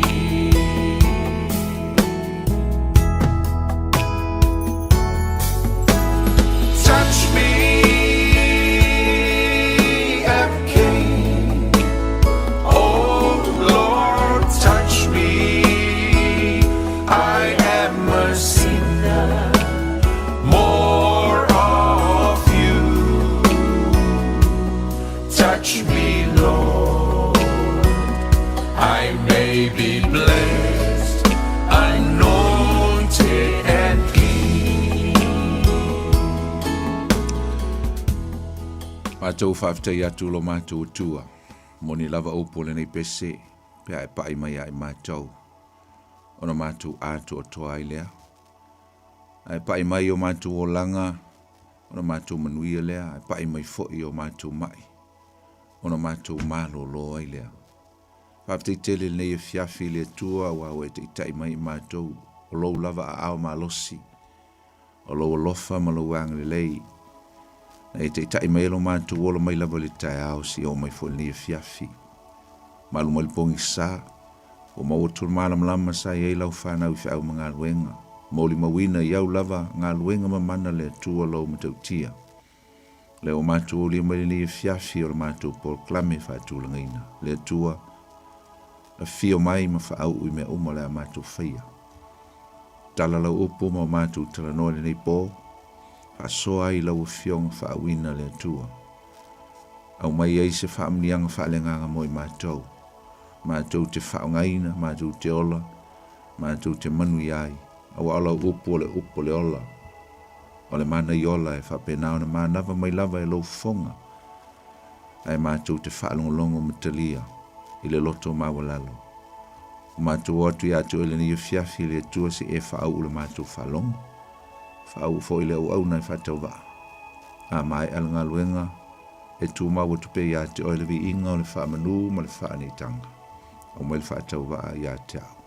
Fo ia tu le vi inga ia te oile ni fiafi maso uma la valo mātou tua. Ma taimi uma mātou te au na ia te oile. E vi ia i pe oi whaavavau. Ono Yesu mātou te talo. Atua ni fiafi. Amen. Ia e fatalo fatu ni fiafi lau fasa saunga Samoa. Ele tatou proclame pe ona masani ai son foti tasi le tatou mafuta, tatou feiloi. Te tai mai ele tua lo to se fuam so matou ola. Fai fo na mo nei taimi matango fie. Tatou te toe faawa wo fo il proclame o le tutu le upenga ile loto e pe ona masani ai au na toe foi.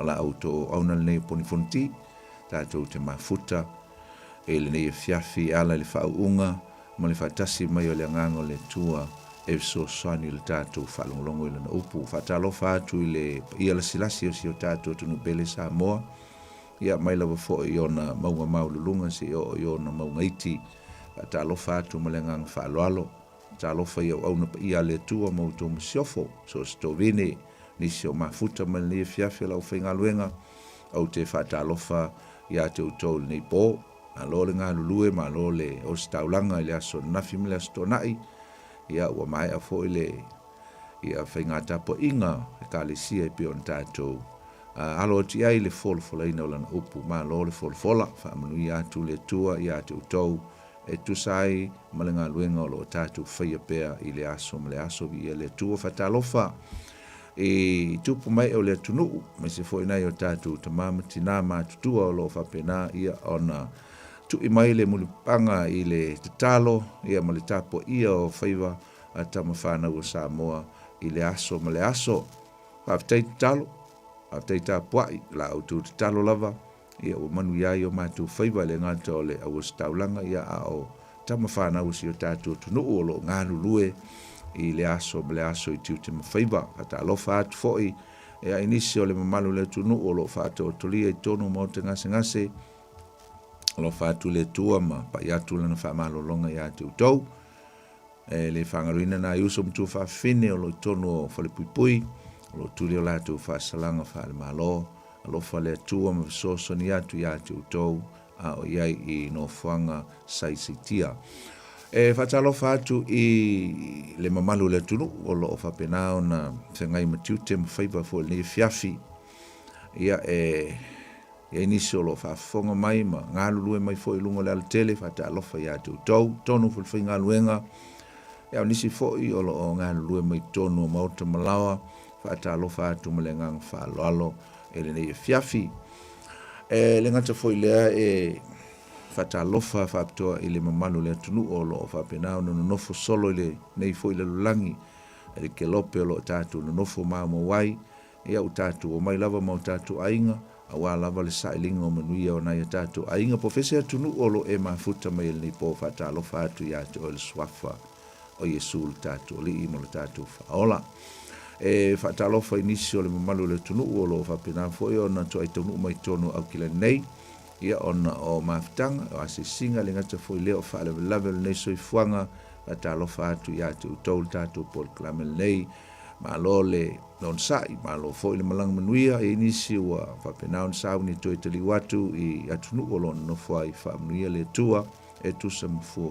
uma ia foi fta e tu no mai e le nei foi aso ia mai se lo foi si o tatu tu no pelo Samoa fa ina malanga mai Samoa fa tol fa ta lo fa ia te oil ni fiafi e foi nisio sauni malanga ia manuia lava whainga malanga e le nei fiafi ma le aso taeao ia e whatau fo i le whatalo whaptoa i se tasi o steimi mo mua nei o wa e whafonga ma e mata ma mai mo mai ia ma mafuta mai le nei pol klame le nei fiafi a foi steimi mo mua nei whatalo whatu ia te oil tua whine ma le uso ia ke riso anga le leile tua ma wha manuia le tua ia te oe tarusia ia mahe al tatu pol klame ia olo e mafuta mai pea se ia maua stato me taua mai le ngango le tua so sani le tatu soi fua wha le nganga Whatalofa e le fionga ia teito lo whapenau tula i mai foi le fiafi, ma lo lo teito le ngalue, ma lo le tautua i le tunu e mese o le tua, familia le tua i lau fionga ia mese foi le ainga. Ia, le foi fiafi ia o lo whapenau na, ia utatu se malia lava e pe fo nei ni tau sanga whale, wholonga whale tau sanga, le ngatu o lau wholonga whale nganga, ia a o le soifuanga le tino nei, ia o le lava i whaitau aso, le aso ma le aso, ia le fua umane ni aso, le aso lon tolu au kuso, ia le ua tātou taunu mai le fiafi, ua malu mai le fiafi, ia le tua, whaapitai le tua, i lana tau singa, malana puipuinga ia i tātou, wa sa tātou whio, i lava i lungo nei, lololangi nei whanga ele, le ngato ala te tele, ia so semean tātou whio iai, ia whaapitai le tua i lana puipuinga, o lana leo leonga, leo mwhai ai ono tātou toi whailoa i nei fiafi i le manuia mai le tua. Ia, tātou te whaau pēa, Paul Klame pe ona iai, le tātou mta upu mai le fiafi, mai le vaiason te nei, o le tātou mta upu pe ona masari iai, nei fui vai tau, so i whanga lo tātou iai, e mese le tātou Paul Klame, lo tātou talanoa i whailonga. O le toe fio mai o Yesu, ia pe wha upu whapea, o le toe fio mai o Yesu, o le tātou te taltal noa i le tātou title na, The Return of Our Lord Jesus Christ. O le toe fio mai o Yesu, i te loa, o le to te leo tangata, me se lava i le siu manga leo tātou leo ki usiano. Tātou te tel tonu e toe fio mai o Yesu. Tātou tel tonu e toe fio mai o Yesu. E ui lava lai le ese senga, e ui ese ia maenga ese ai o tātou tel tonunga. I tūlanga o taimi, tūlanga o whailonga, whaata waina o whailonga, ia o le whaata waina o me tutupu, ia ma le awa wai mai o Paul Kalame le tua ngai i le lumanai. Ia ai o le aunga lava i tasi, o le mesili o na whaata waina, tātou tel tonu. Ai ai lu tātou wha moe moe, e toi e fio mai Yesu. Ia o nisi fo e kalesia i le te tonu toi e fio mai Yesu. Niso e kalesia e whapelo lātou. E lenga, o isi e kalesia e le ngata e le te tonu i a Yesu ke riso lava ia. A e le te tonu fo i lona i tua tua. E le te tonu fo i se fio mai o Yesu o ia o le Mesia. Liu tino tangata o i o le tua, na liu tino tangata, ina ia tā pena masau ni ale wha o le tanga mo i tātou. A le ngata fuile, e le te tonu le toi e fio mai. Ia, nisi fui e le te tonu i le wha o le tanga, na whaia Yesu mo i tātou. Ai o le ale a whaina lea, awa e tofu lava le tangata ia mo ona la ngona, e tuso o lau sa ili ma lau sue. Ai o le mana ia o le tātou tala noa ma mai mau mai le fionga pa ia le tu. O mai lava le tus pa ia i e wha mau ni ai le tus pa ia. Ia wane i o tātou o ese ma le tus pa ia. So we have to align with the word of God to prove what we are discussing and talk about. Otherwise, they are all heresies if we do not bring the word of God to affirm and to confirm what we are talking about. So, ole upua le tua, e ma neia lava, lo tātou au mai o le fionga le tua. E tātou te taltal no ai. Awa e ese lava, ia mea ututupu mai le vai tau o soifuanga usum tua whawhini. The world is not the same anymore. It's getting darker and darker. E wha solo i le pong sa, ia o le lava i malam lama, ma o le lava e tātou te waai, fiam tātou whiwai, a tātou o meni o whailonga, the signs, o mea i e i loa ai e le tangata lotu, le tangata keu siano, o le laulangi, e le o toi tutusa, o lo wha solo atu i na pong sa, e wha solo atu i lona i unga, e wha solo atu i na wha taunu uina, ma alo anga, ma mea uma o lo whetalai mai ai, le upua le tua. Tātou wawai lai le mateo e lusu mal wha, le ngata o le mateo e lusu mal wha, o le tusi e luka mta po sful ma le lua, le ngata foi lo le tusi e tāni e lu tusi e.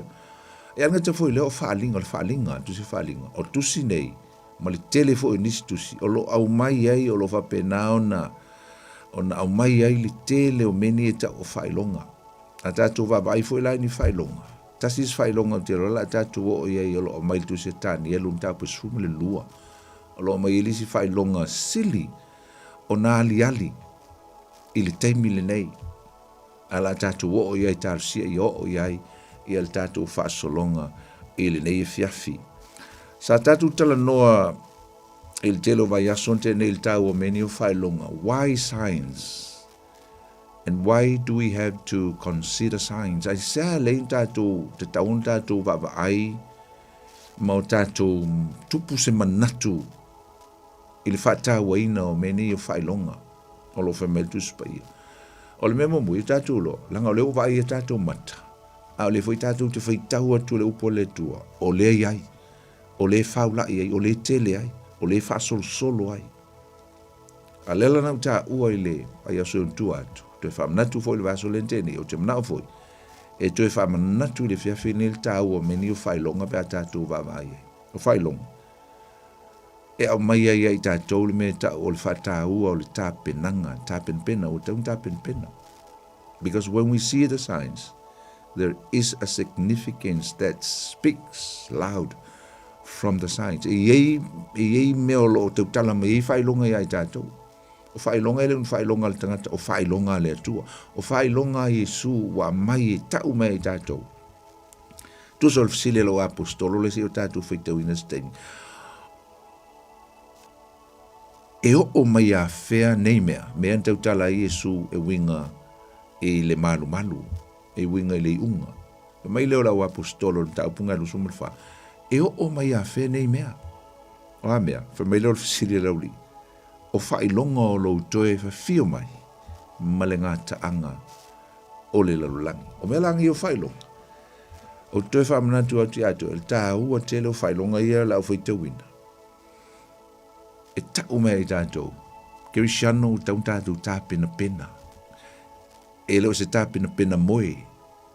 O le tāpena pena matala.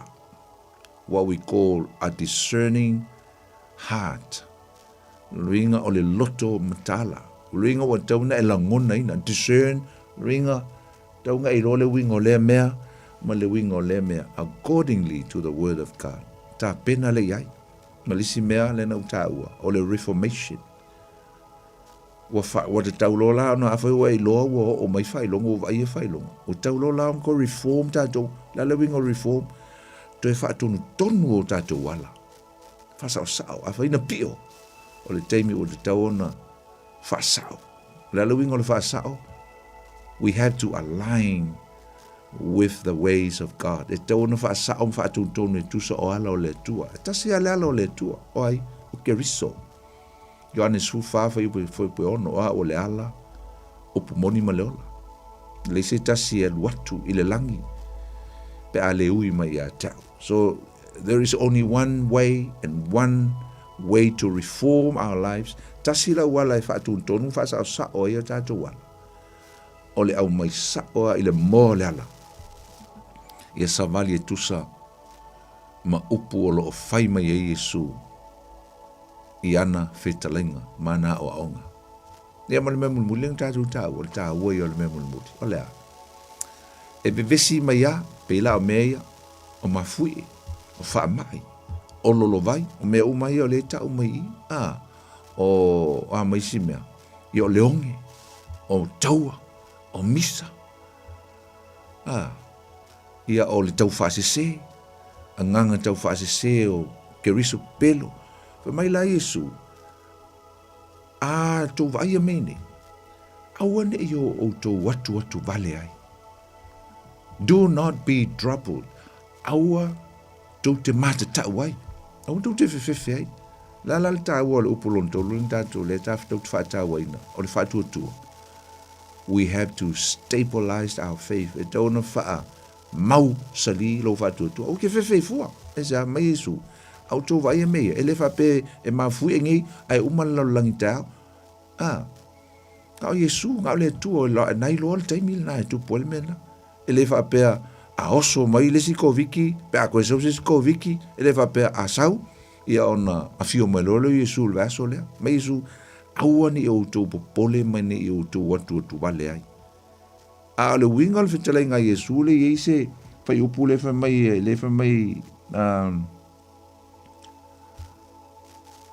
i le whai upu e ono.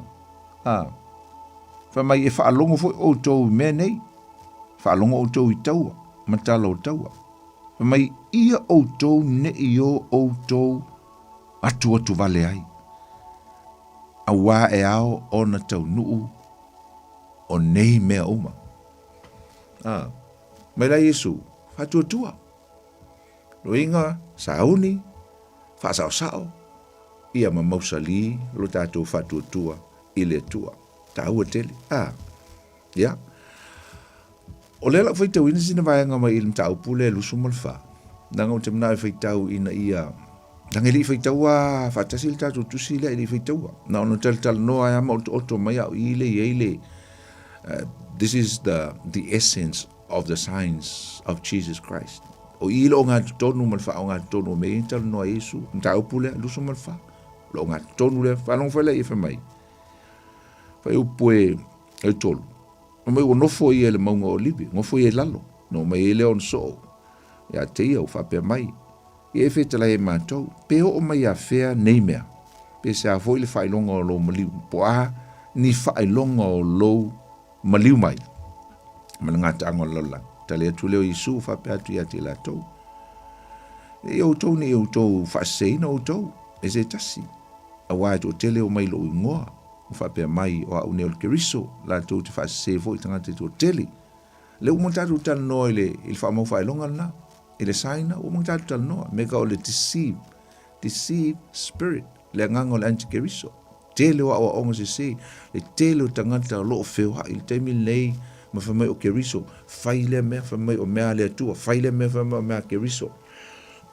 Awa onga. Ele o nia o onga e tusa. Ma le fionga pa ia le atua. Den tatu whaitau ina. Excuse me. Mai Yesu, ale sau se tangata matau tino mai a te utou na toe na fio mai Yesu i lona tino. Jesus came incarnation. A whai e sau se si ai le tau tino o Yesu na sau o ie le tino. O io le atua aina liu tino tangata. Mai aungi i te tonu iai. O le tele lao nganga ma tangata i tele o nganga o tala inga ma mei e fo ine. E le te tonu ia Yesu, ai o mai le nganga o le anti-keriso, e fia Yesu, ai le o nia o onga Yesu. Na winga ngā le upu anti-Christ, na winga te te ia Yesu. They want to take the place of Christ. E se la le tāua na tele o le whailonga le na, longa na le utupu le taimil ne. E ngata fo i lewa mai, e whaalonga o tau i taua, matala o taua. Ia e whaisi umi o le taimil tātala noa ele vaengalo na lua na, taua matala o taua. Ele na o taua la tutupu ele pa ngal pa fanga. Ai fa mai o le nuu, ma le nuu lo luinga community, society. Nem fainga le tupu ni taua mangi tau ngā fanga mangi kau ngā lokeki pe o ngā whai atu nuu la. Ai me whai o ngā misa tu tonu o nuu, misa tu tonu e kālesia, misa tu tonu o maafutanga. Wha amasino tu ainga, tu e wha amasino a ainga. Tu e taua e misa nuu, tu e taua e misa lava le society. Ba ai sa mo le temine. Ba ai le mele we lola. Tu a tele le misa. Tele le fe ai nai. Too much conflict, too much argument, too much for le differences between families, within families tonu ainga. Tele se senga. Ai sa su e poi pule, su e poi lo ile pule. Su e poi pule ingoa, su e poi pule I whangua. Misai, neka o le misa, mea ngātou, e renga le misa o lo langi. Aisa, la, mea nā le tupu le teimi lei. Mea wai si taua le tasi nuu, no le tasi malo, e o mai onge, wha mai, ma fui, I lea mea, ma lea mea, me o nā mea uma, o le amatanga i o pupunga. I ngā la leo te mana o e whaangata i le whaitauna. Wa isi mea mānei anga i le luifo. Te loa la a whaamtala atu te mi o le tātou. Tātou te awa i a i mei e tutoe o whailonga. E nau tā ua le whai upu lea. I le waso le tēnei. Te mana atu e whia whaata ua tātou tala noa i lo i sainz i e tutoe. Whailonga e tutoe. Mai Yesu, o nā mea o le amatanga i o pupunga. Whamalitu sipa i a Britania. And when you see those things, these are the beginning of our birth pains, birth bangs. O le Britania na. E ese ala le whasa moina o le upule o le pupunga, amatanga i o pupunga. Ma le Britania. Nena u tau le vaso lea. O lo whamatala mai aile tūlanga o lea. O pupunga o le tina. O sa auni e whanau mai. Ia se o la fau. O le tina o lo whati ngā. E au mai ai. Ia se pepe fau. Ile lo langi. E ti ngā. E whaingita. Le le whaingofi. A le winga nā al whaau ngaine Yesu. O le upule. O le amatanga i o pupunga. Ai whaata tau tonu lava. Ai whaata tau tonua. I vaenga i tolu ia na utaua. O vaenga i tolu. O le whaati ngā o le mene o le whawhine. Lea tātou te i le vaenga mua o lea. O le meka o le early labor. I le amatanga o le fitu tausanga lea. Pe a alu si tianga le ka le sia. Ai saule manu whiai. E amata i le vaenga lo na lua o ti ngā. I le winga o whaisi mamafa. Kei mi le kau ki ei o le teimi o lea. Teimi o le ti ngā mamau.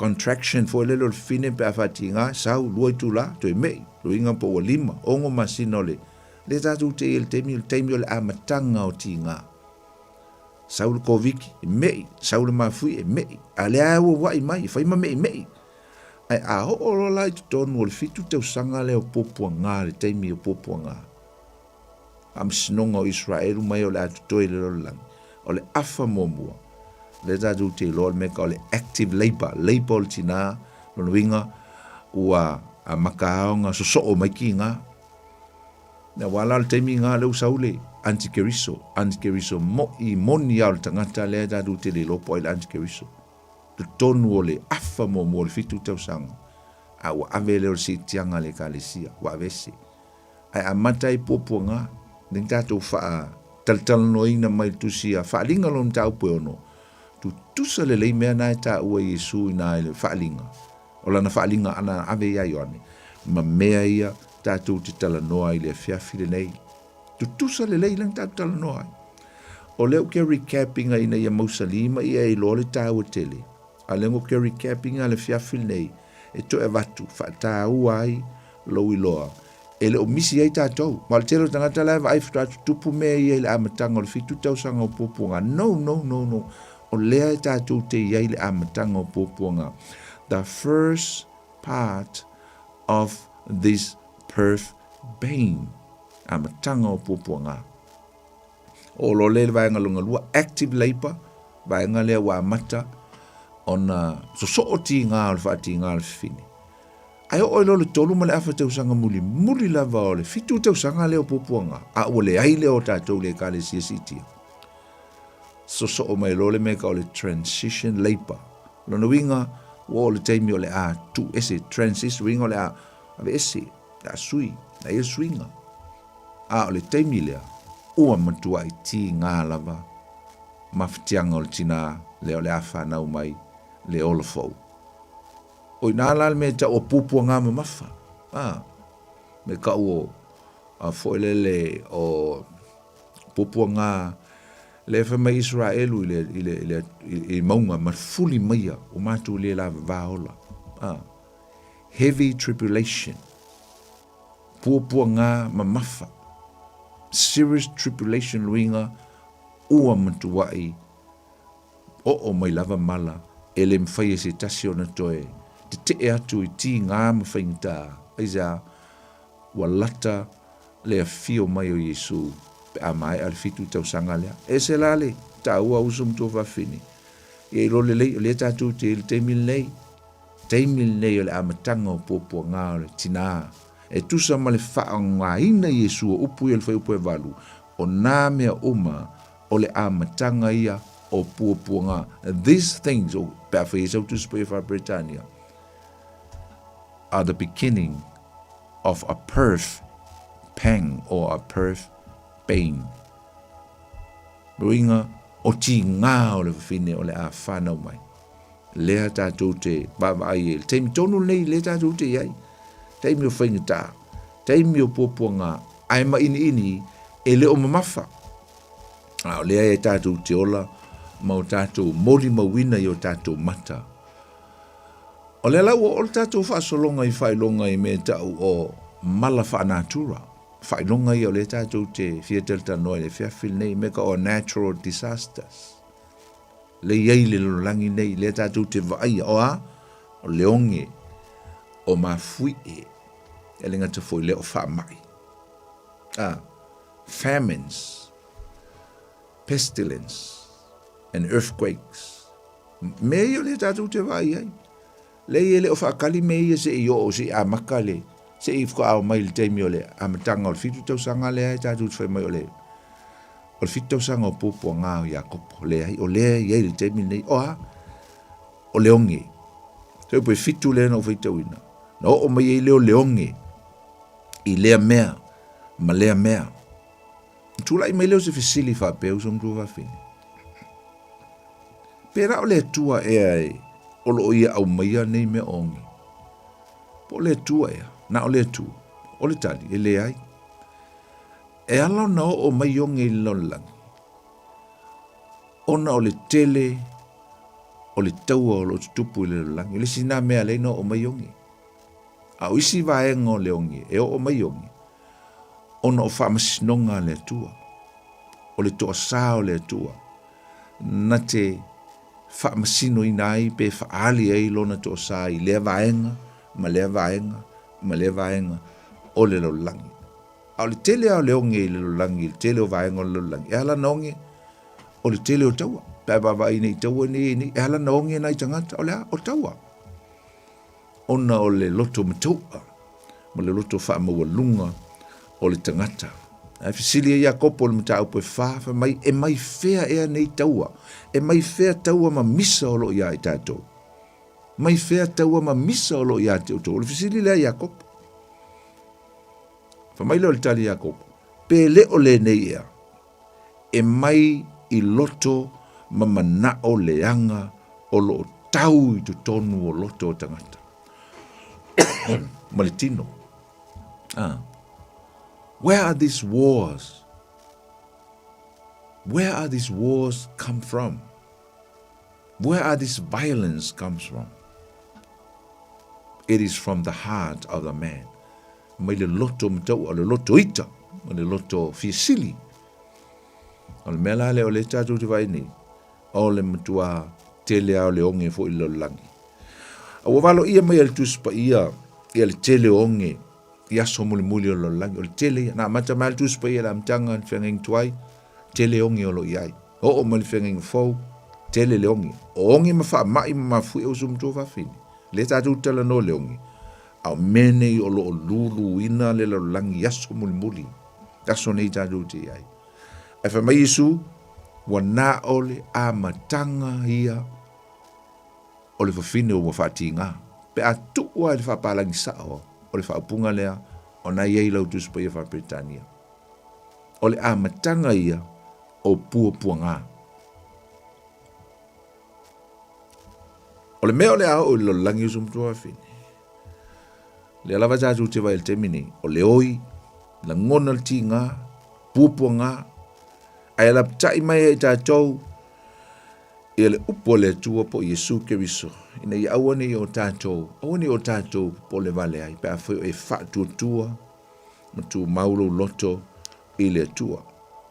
E ele teimi o le a matau ti ai, ma mafa mai, ia pōpua ngā, me pe foli mai e ise mea o foli mai le lumanai, au le teimi nei, o le tātou te vai, o le e tupu le onge le lolangi, o lo sau mafui e, o lo sau foi whamai, ai mama, a meisu au ni pole ai o tau, au ani o tau pole vale ai. Sa tātou ta ua le vai aso lea nte nei, ua whatu seine Yesu, ia nei pōpua ngā o le tina, o le asauni e whanau mai a perpang. O le lata atu le unga, o le whaate tele fo i lea o le matautia, o le onge i le lolangi. O inga o le feo lolo le temini, ai aho o ina saule anti ke risu i tono le fitau sangale. O lono winga, o le amatua matautia lava le onge i tangata o le atu toe i lolangi. Ai aho o tu lola i le whai unga po le afa muli le tonu mo le afa tau sanga muli le fitau sangale. O lono winga, o le amatua i a asa lava le onge i tangata o le a ola i le nama i taimi. Amen. O le fisili fo ila tātou ti fia fisili. O le mengi o le onge i tono le tusipaia. Penga o le onge, penga o le onge i mea ai. E le ai. O lo iei fo i le onge i le afionga le tua, o le onge i le upo le tua lo sau tono le tusipaia. Na e, tau tala mai ai a mosa lo mtau pe balu. E po sultasi ma sfulua fa mai a fauta e o mai aso e onge ai e onge fa longo i le upu ale tua. So there will be a physical famines and also a spiritual famines. We can hardly get the word of God, hear the word of God, or any prophets or any servants of God to bring the word of God. E uila na fa tau uina nei mea i le fase lau tau sanga i le vao le tusia malaki, ma le tusia matai. Whering tuai ma le whenging fau. Na mutua le tue maua se upo le tua. But that was just a partial fulfillment. Awana o se whaataunu uina i se vahenga. Partial ringa wa. Na o se whaataunu uina i se teimi. Ai eile si onge e matautia o lo sau e tusa ma le fionga le tua. O le ale tue mwhaion tue whaalongo se si le upo le tua. O le ale tue whaalongo se si isi au na le tua. Aisa, o le teimi o le ave ese le ka le sia le tua, i le teimi o sitia. O le a whaintahung toi maua se upo le tua e toi fola. Na pauli meo la maua ngā mo le mau te oluanga e sau tusi o tono tusi o whaalinga. Ma le se lau fast food, ma le whaafe o tangata Israel o le a filifilia. Paui o mo le mau le a i tu tonu o le fitu tau sanga lea mo le muli. A le e fio mai Yesu. A o se upu i lou to mo o le mele tu pul temingi a ke va mai le loku e loku le si loku le si piko ngule aja le ai fili ta to le temin nei ele fa le e tere se on ele upole tu ai ele temi on ele upole tu. There will be a spiritual famine, the famine of the word of God. E fo le meta o le fa o ngea lo iai po folinga mai o lo iai lava ia me ai o le a le lava le faso so e tau ai ni me ai ali to tele o ainga matangata o le langi wala no faia tala le nango fia ta ia tu fia ta ia le tato por klameanga i il tu se fa linga lo no mta upu ono lo no fa upu ono e tu salava mo le mele tato te ba ai e le temile nei olea mo le lava le faso o me aisa te tele me aisa fai ainga wa matang kau le lava me ai fai me ai e o ai ele tu langa na aisa taungata le tau so fuanga mai o mal termine usum tu va fin wa faina la langi le tau so fuanga ma ole a o ina onge le tele ai tele ya inga ole a o le onge tasil tata fai ngaluenga si il tau o loa ma le tau so fuanga o lo ngai mai pea i te mil nei. Whalango foi upui o le tuse whaali. O le tau o le koini o le saito. O le te nari lea. O le tau o le koini e tolu. O le karite lea. O le te nari foi lea. Ai aua le faa lea ngaina, le suau, ma le waina. Mai lei upui wa upu nga ngai tau tala tonua i le solo fanua lona tolu po o le wha mau wha elonga lona tolu na e wha matala mai na Yesu le mta upu na wha linga lo mta upu ono wha upu ono. A e whaitau ngai ei. O na wha mau sau le ti e solo fanua uli. Ma te tala le wha mau wha elonga. A o lo sau malea ma le fua wha tau o lo mai lona lima. O le fua wha tau lea. O le fua il me le ntaru taua nei. O le tau o le koini, o le saito. O le tienari lea. O le tau o le koini e tolu, o le karite. O le tienari lea. O le nuinga. O le amatua i a whai na lava le lo langi. I le me tau o le pa leni. Inflation po le alu i lunga o le si o le tau o le soifuanga. Economic inflation. Ma le pa leni, o le pa leni tau mai. O le pa leni i le tūlanga o le laititi o le tupe o le a maua e le tangata. Wa le efa mai o le koini o le saito, o le totongi lea o le tangata i le aso e tasi, aso atoa. A o le tauna o le mea ai e le tangata ma tau mawhai wha aso soa mo lona ainga. Le winga tonu na o le winga o le upu le mai i. O le tau o le koini, po o le totongi o le tangata i le aso e tasi. Na o le tasi le tenari. O le tenari o le tupe roma.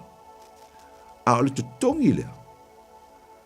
O le aso e tasi o le tangata. Ai paule o le mea o le la tau whaalo e whaatau o le mea ai le ainga lea. I le aso le tasi. Ai matua i le lava. Ma mai lai ainga to tele. O le matua le lava. Ai matua le pa leni wha amalisi mea ngai sau lula sau soso mai o le tau fo o le koini e tolu o na karite. Ai tutongi fo i le tasi le te nari o tutongi o le aso e tasi. Whainga luenga o le tangata. A o leo le atau whaalo. E whai ei le whaatau. A le ainga e tau ai le ainga. O le winga ngā upu ia. E ui o le whaalinga le ono e whaatatau i le vaenga lona lua le na ufai atu o le whawhine whana. La whana. O le vaenga lona winga, o le vaenga lona lua le winga o le toru ma le afa mua mua o le fitu tau sanga lea. O i ngā le whaatau ma e le tusi lea whaalinga lona tau pe ono. Mai nisi, ia longa la vea mai le temingi tātou te iai. Ai eilo te tonunga, usa mtua whawhini. O whai longa. O lea tātou te vai le temini. O luinga, o lea hawa i eilo nā afianga o tātou le mea lea. We are going through the affection of this. Even though that it will come into its fruition, fulfilled within that 7 years in the future. Al kemingi, but at the moment, o lea awhia i kako, ila, e mele koe whea koe ngei, economic inflation. Si ia el kau, kera mele inflation. Ele si ia ngase oloa se kasi. A oa ngasi, e si i uma, me kak whaalongo i meio inflation. O le economic, nge whaakakau anga i le tau oloa. O le lava si. E si, ala la kau kia lor ke mingi, o mkua kau ka uma me o. Taunga tau le tau o le soifuanga le mele waia.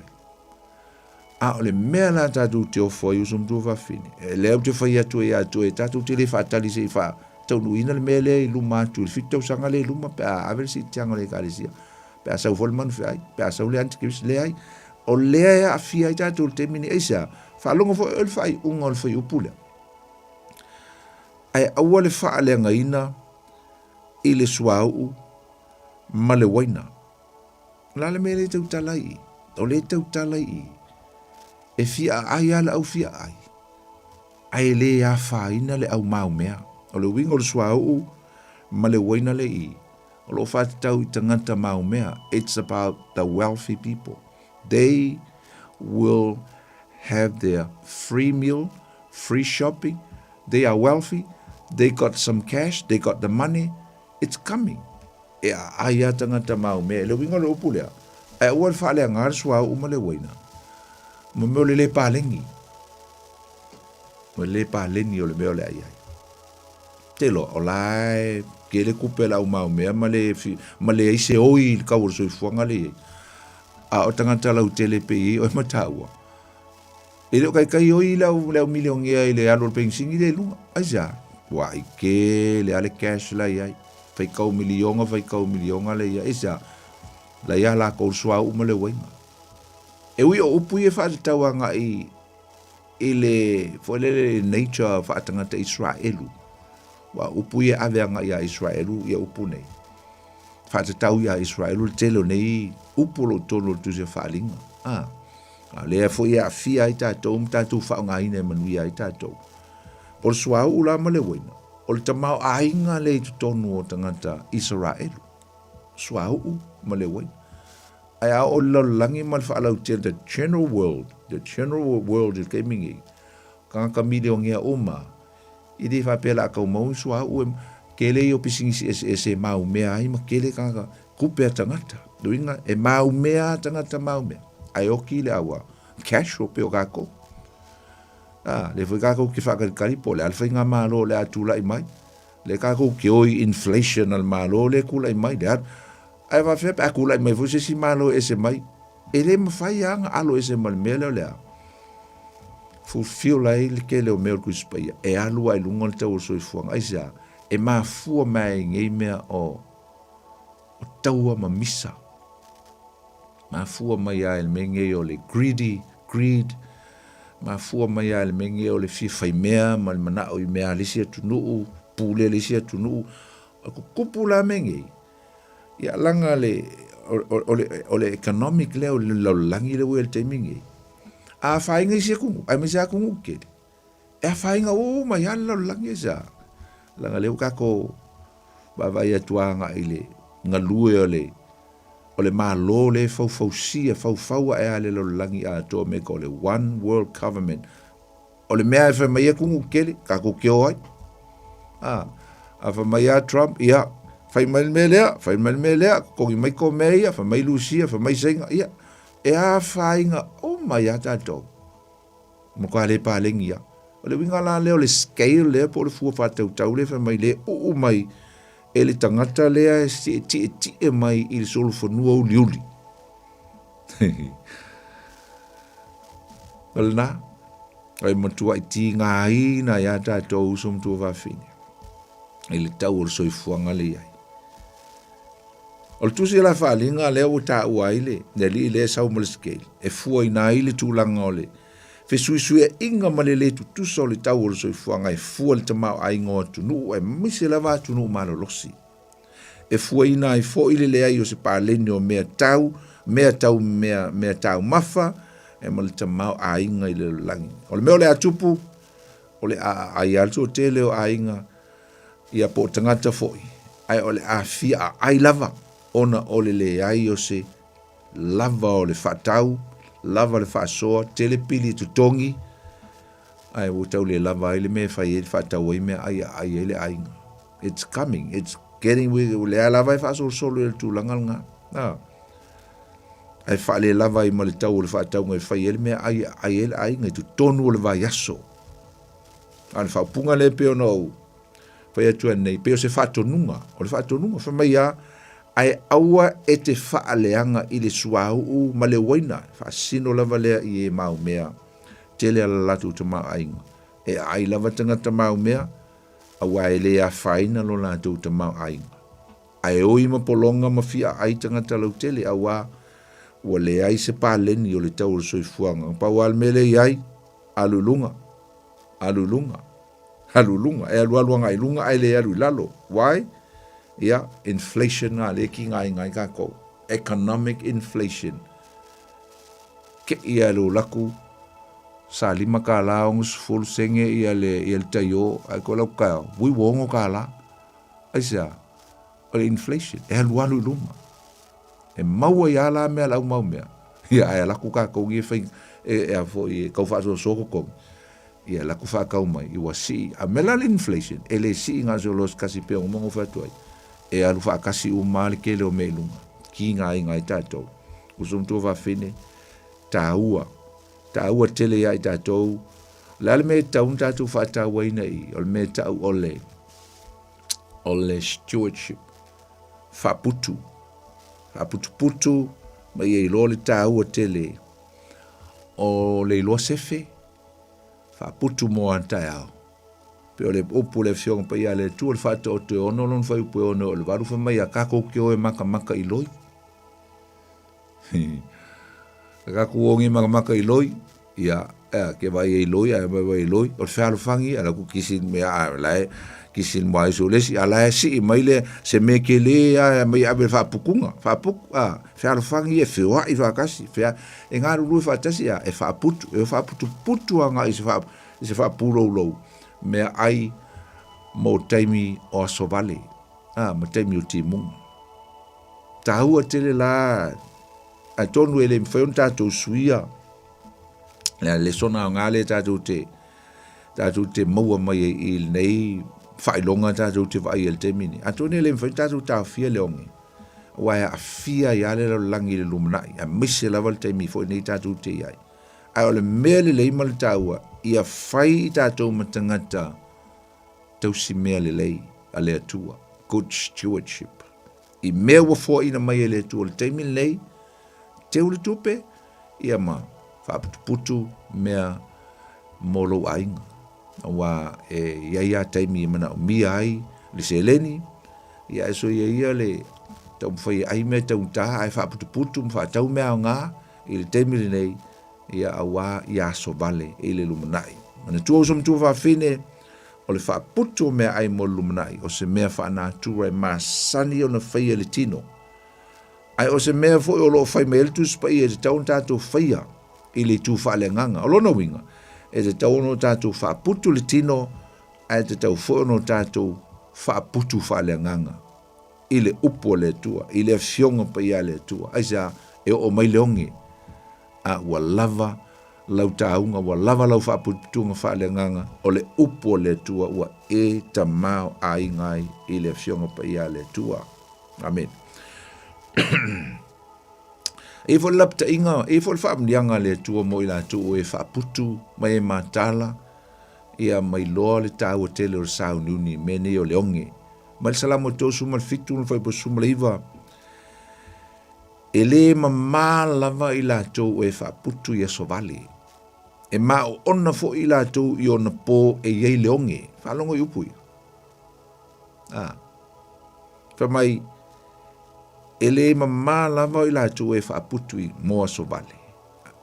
E ma o ona fo i lātou i ona pō e iai leongi. So langa lea le tua mo i lātou o lo iai lo lātou whaatutuanga i le tua. Ma whao ngā le lei ia mea wa mai le tua le temi nei. Aua le whaatau tala, aua le whaatau ngā, ia e whaaputu. Whaaputu lea, whaaputu le tupe, whaaputu le tamau ainga, ia whaaputu fo i mea ai. Pai whaile lei se ka poti, whaaputu ai mea ai, ai sea, ia wae, o le lava e alu le inflation i lunga. Koe mo ea koe whakau malkanga alisa, kaka le mea lau o iai. Au le tangata poto, e whaaputu mo teimi whaingta. O le si mea tātou te whietala noa e usumtua whine, o meni o whaamai. Pestilence, ne ka o whaamai, au mo mea whaamai oti. E lefto au mātulu e COVID-19. Sau mei. E pia wha alma fui, sau mei. Asia, teimingi tātou te ei, teiminga o ngā mā ini o ti ngā. Sau mei. Ia awani ngā tātou, e mei ako. E fol kei mea koe sau wai. E fol te mea toi sau wai. Tātou te le lopo, le hale si wha mai le la sau, e a whaina i le lo langi tālo sia i awangi i toi sau se wha mai. A e le mwhaianga tātou tā fia isa, o whailonga. O science. O science e ilo ai, ua lata le fio mo Yesu. A e saul sol whanua, lona whāna e tā ua malitusi e whaalinga m tāu pueona.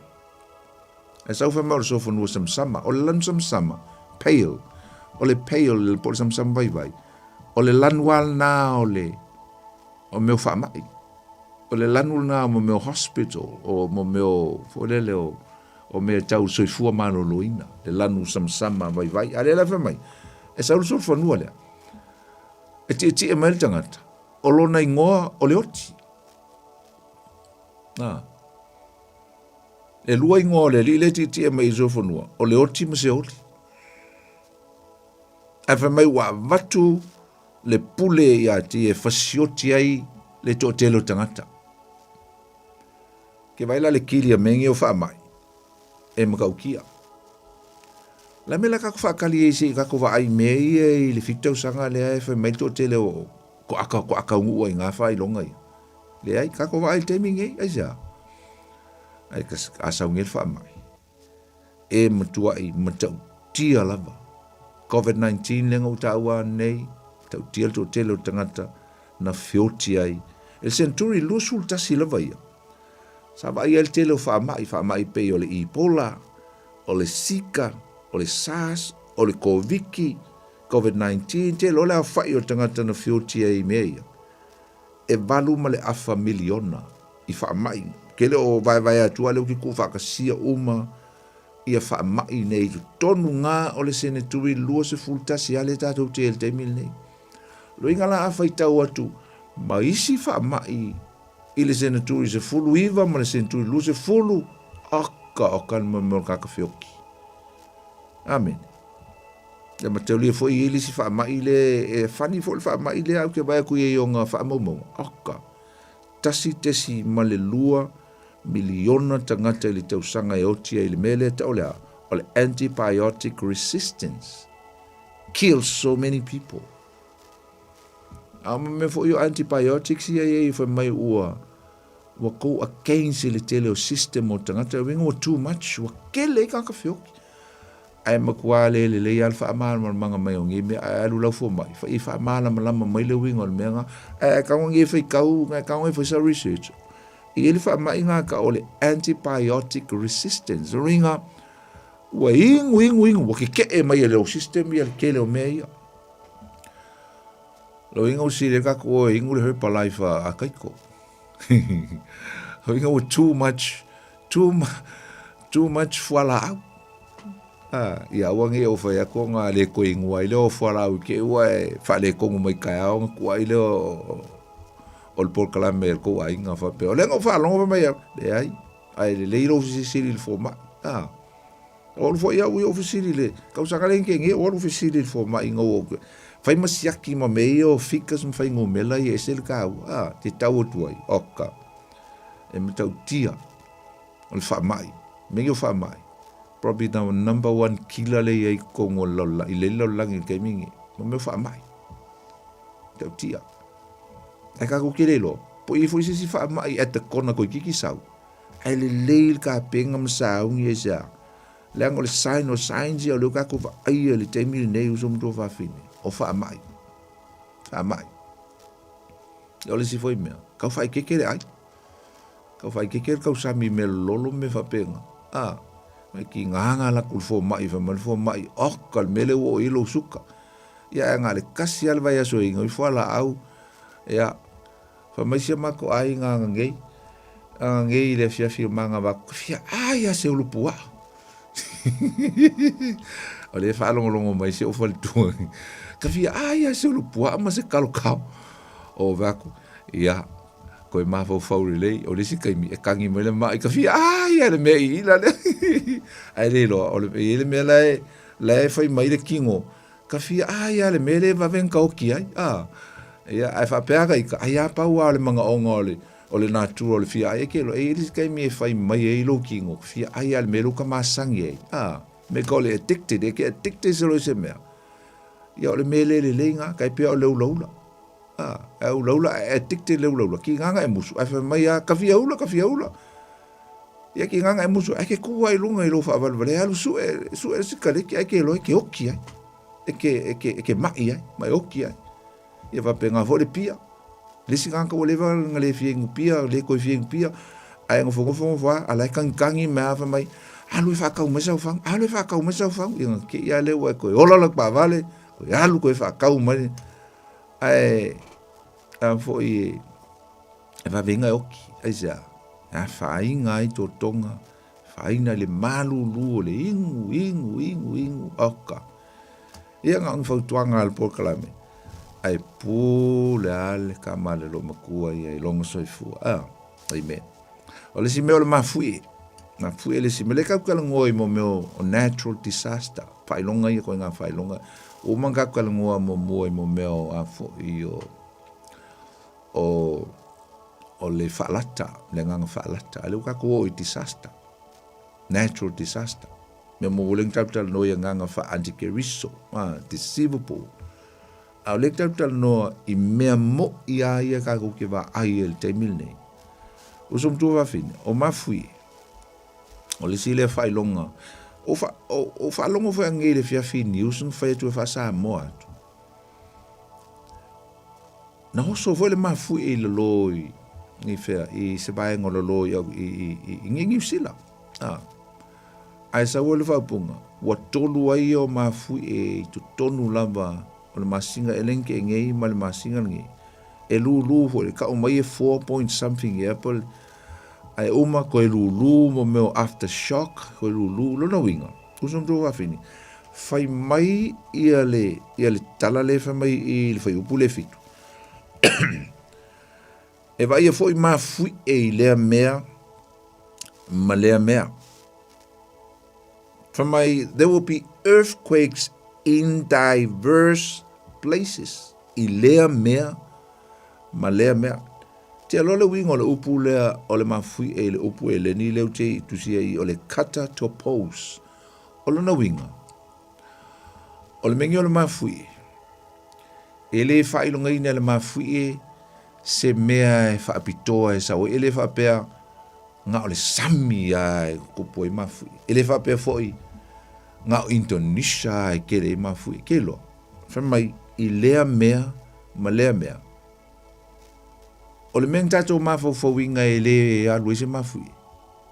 E ke ia uoso e le mafui.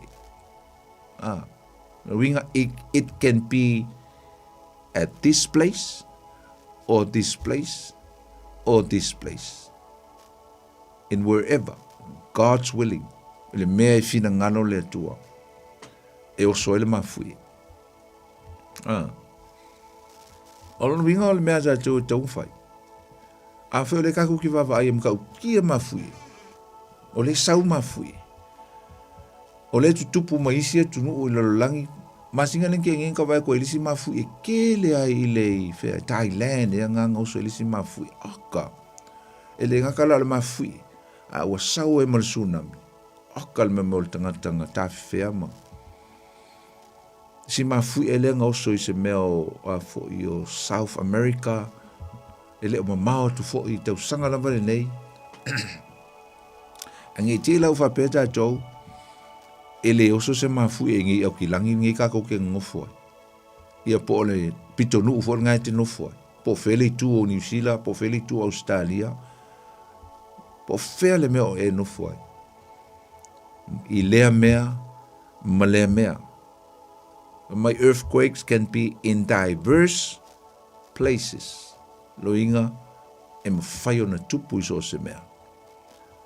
E te ia le lulu o le mafui e le mea ngai ke ngofoi. E ngai lola ia lea. E sa o ale upo le tua. Kata to pose, loinga.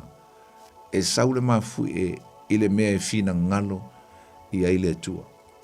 Ma se ngalo uta wale ya ulaunga se tasio o tina sa failana tala I fai si leva tu.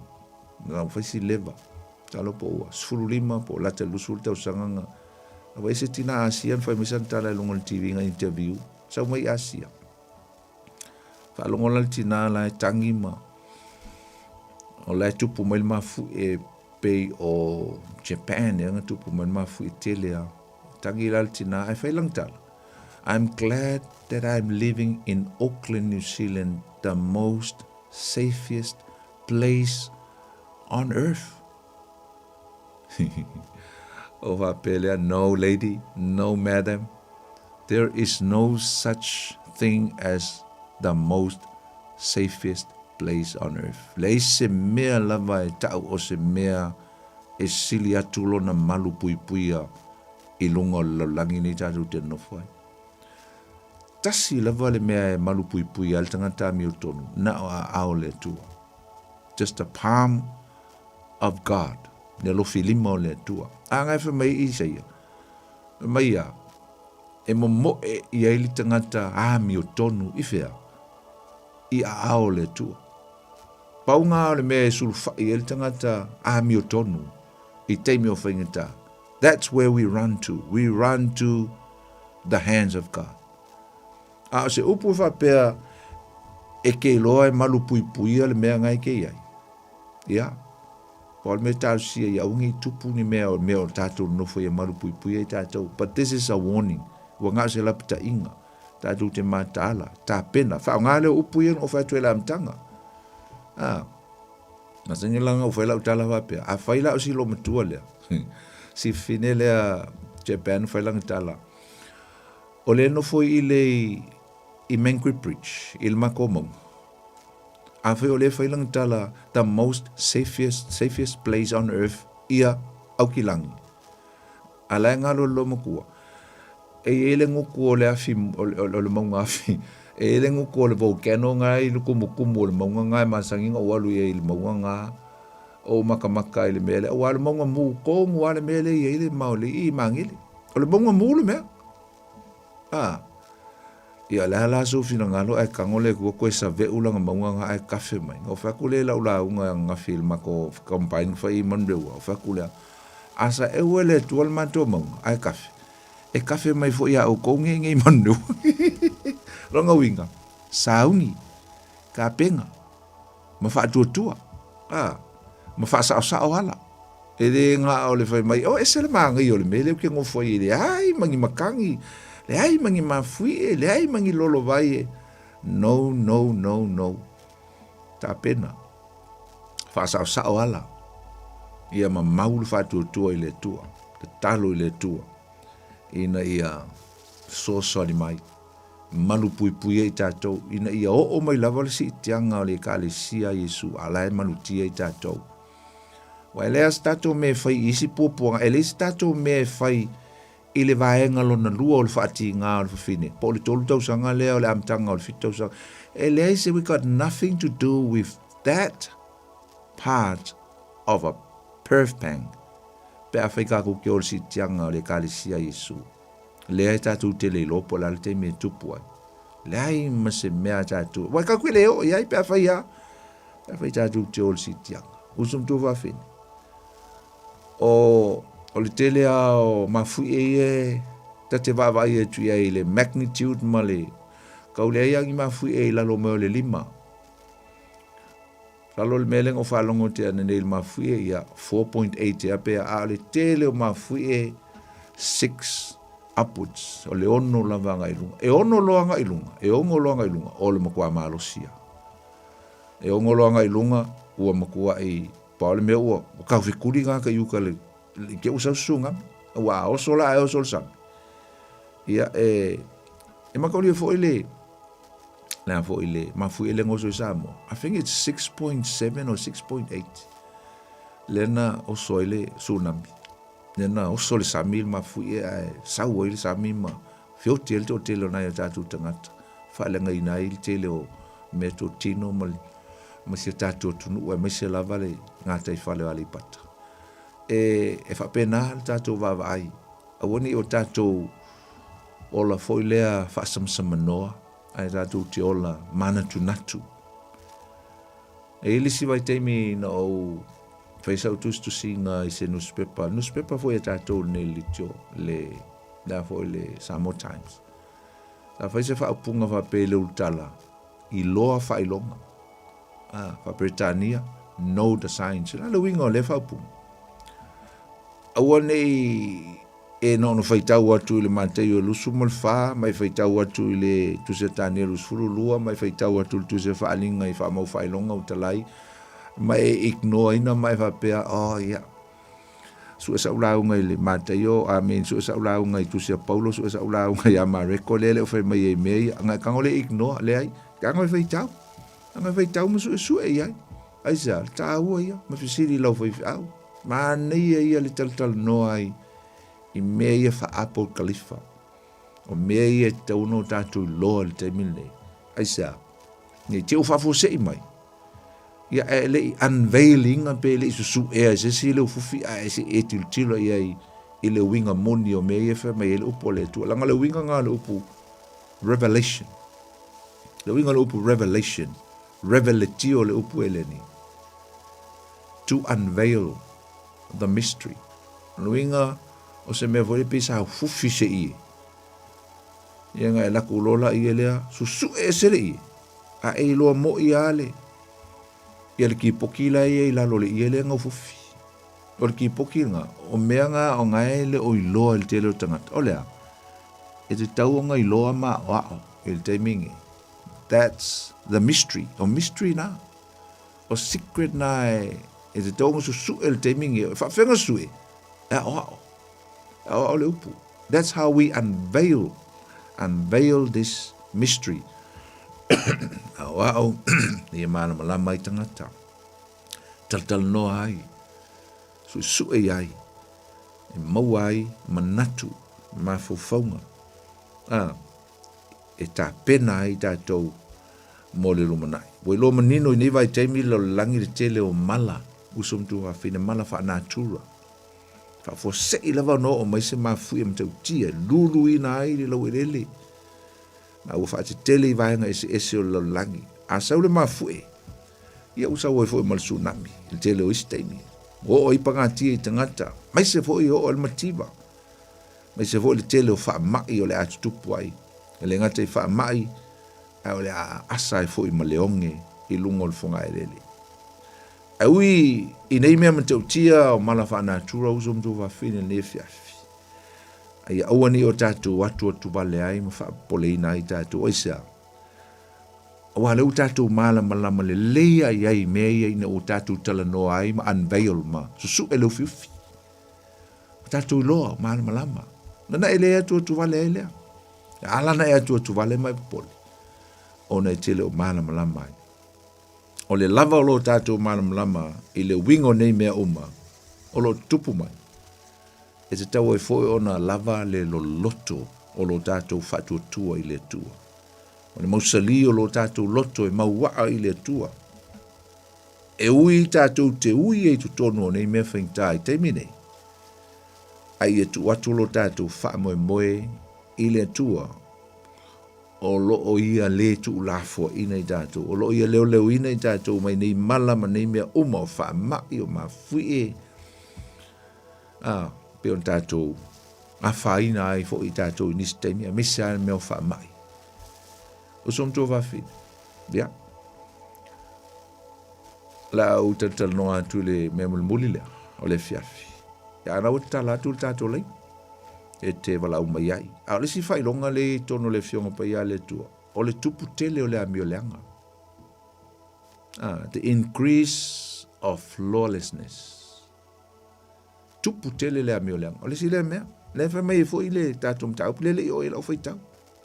Ia. Pa talo wha tātou walau. Talo wha. Talo wha poni. Talo wha Antonina o amai o tina. Ia, le e manu ia whaakitai watu la kisionga alfa Ia Malo lava mulpukala me mana ia nei tula le afiafi. Whaakitai fui wha malo si tu so. O nei fui ta upuru whianga ia nei vai te. O ai moni ma wha mao ni lau sau noang. Lea lau tātou ia indi. Mai taimi whaafi tāu li mo. Whainga tāu li o langa. Ia e pe wavia le tatala noa i fionga le atua. Ia o whailea malapata inga sau ni uni to sitai. O tangata ai ai tari tonu whatu tua le atua. E le se mea popole vale ai o le ala vale mea o mai alau. Wa sau. Manai. E moli atu le ngang whaftai e tu sa tatu ta upu mana i nei fui. Tu la le afiafi. Malo lava le wha malo si malulu. E nei mawhai lava na tua le tatu porkalave poni. Tai. Ia manu e tele lava malu e ngal nei afiafi alo whatu mo e marwhatua manu whalo. Ia manu ia lava toi tainole. Nei fui po whianga ia i matatu tau mana. Ia whapea poi leo tu mai le poe alo whatu poni. Taftai tele ia joel tina Antonina, taftai lango mai, taftai fo ila fa so mal le fiafi matango fie. Ia e alo fatu, tatu to fela fo il bas fo. Ia fa so i fo. Ia so fo ia. Ia la kia wala mai, ia wala mai li tatu telefoni na, tolu fitu tasi lima i tolu. Olo o tawa mai na le fa busuma le lua. Awa ole atu putele le amio leanga. Oka. o le population o mengi o pango tai le lalo langi a to le te mine usom to va fini. To just full tolu miliona. Population la ba o tangata o lo tono mengi o fal pui pui. Si I mai ai le iba, tesi malitolu, miliona I le tausanga e luafe luasfulu. Luafe luasfulu. Anga I le se fulu tolu miliona le wai el te mil nei. Ya, talofa, tatu walau, talof. Ya, marasa poponi. Talofa e kopo, amo yoi. Ya, manguia wa whafkai. Nā ro wa wha marasi marga pokala merengetia. Yeleli, maluru nga a.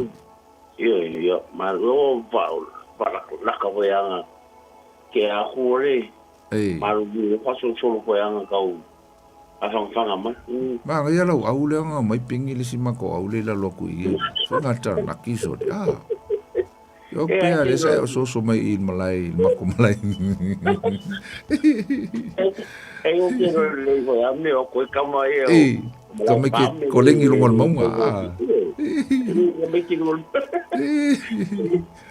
Ale le ya puni ko paso de tio. Ako vai suinga ro la langi ke minge kau kia o vai ka ko piku pulanga ai ka nga usa mo me ro e so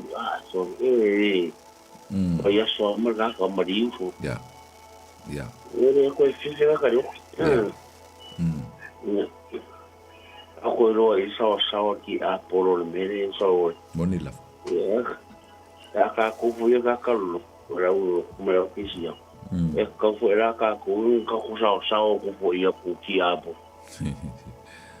ku le maru se ku ka ku le awa per mere puni te aboni ya le pele ko ma e le fa so le se fa un ko lo e pero si pifanga la sai lo qua un maro e lo no sono fuo non la fa sana luema aso non vai aso ya o kai ke ale fa me su me ko ka ko wol mala la ngi mo pa je ko ka mo ara e ko ni ya o vai la sai ko mai ko pa ya mele ya le ski si ang ngol la sai aso po ya ka ba mo ka fa o la ya ro ya le mo ke le upure ko la ngoi ko le ai pio le ka nga me se pe angula ko ngai ari la ye ale ka nga mo ai mi se le ko ko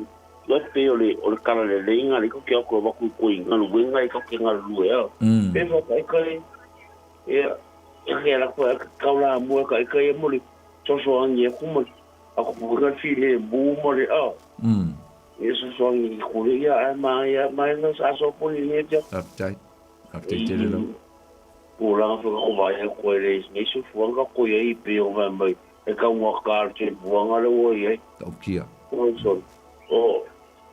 o la so ya e du se ka mo ko ku mo ko porque ni yo ka ka vai mo se ka mo ko vai ko iso ta ole dom ta Aero va kuponi. After tele lava faso mai ya kopo. Lava ya. Ya, lo fa tu fo inga ya, te kia kaples fa. Kaso. Talo felicitar so lau, talo.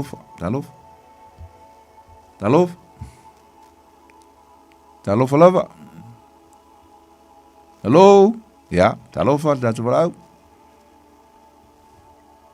Te toi le lo. Mano soy fuaponi. Mano soy cuaco. Ya. Oh, manuia. Selina. Ia, malo. E mana ia wharongonongo atu, sao le tau noanga poni. O le, o mea nā le o tato wai o taimi nei, o aso ia, tā le whaapea a. Au taimi nei, wa, ia o le anga o nai, e sao le ia tau noanga, o tato ia ia so ngatai a.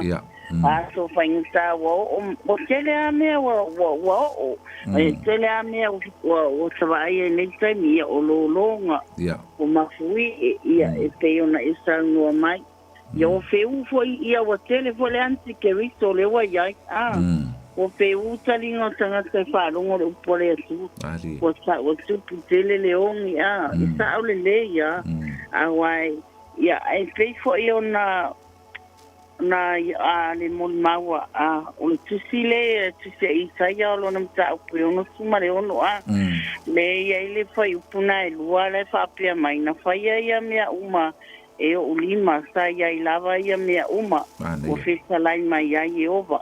A ole nei tangata o te vai ai o e o fa maulalo ma le loto tinga o le wana tete fo i la u ma na ia o taimine wa o tawana o ni te fata mala sei o ni taimiane o e sa o ala tau noanga ma lo la va fa o na o taimine ele ia se me la tatu toi te pai tu o te minei na le vau ta ita male ali ta mafau ai le alofa male anga le o le ali ia wa ana le ia ia ta te le au ia mai fo ile nei aso male nei tu la e sau fo ila ia male fo puna tu ono ile ita ia no na papia a wai fa sala ia vai tangata uma ile afia to malana per e tele fo ile fasia ia va amen mana ia e foi le wai ia sai ni panga no foi le ia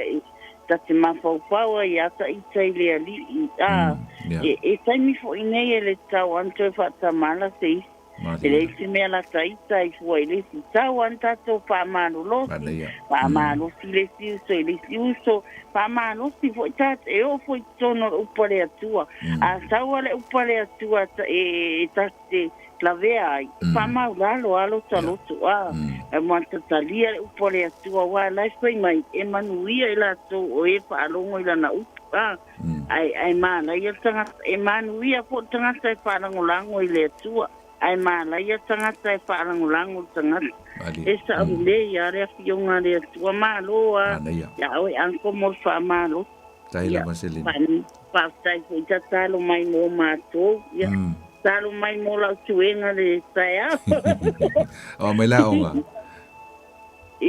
o manuela onga ia lo que ama to alo sa foi a sa vai a torrente mana ia alo fa tu ia so le fa mano que tu avale to e lo kuata ia o malo ko le ai to fa o vo le kuata le a wal fa me o malo o ko fa o male causang ia kano mai mo awan ko pepe ma fai a mea un mai o le tu alo tele atu ia joy Celina ia te fela ile vai aso ia te fela ai foi man dia mano longa po man dia foi la suma va pe voi suma ia teto ia fa tai ia fa se sua ja atalo falista so lau talo Soy fua poni ato pa ia mo malu ne fiafi. Ja, talo oile sa no tap fu.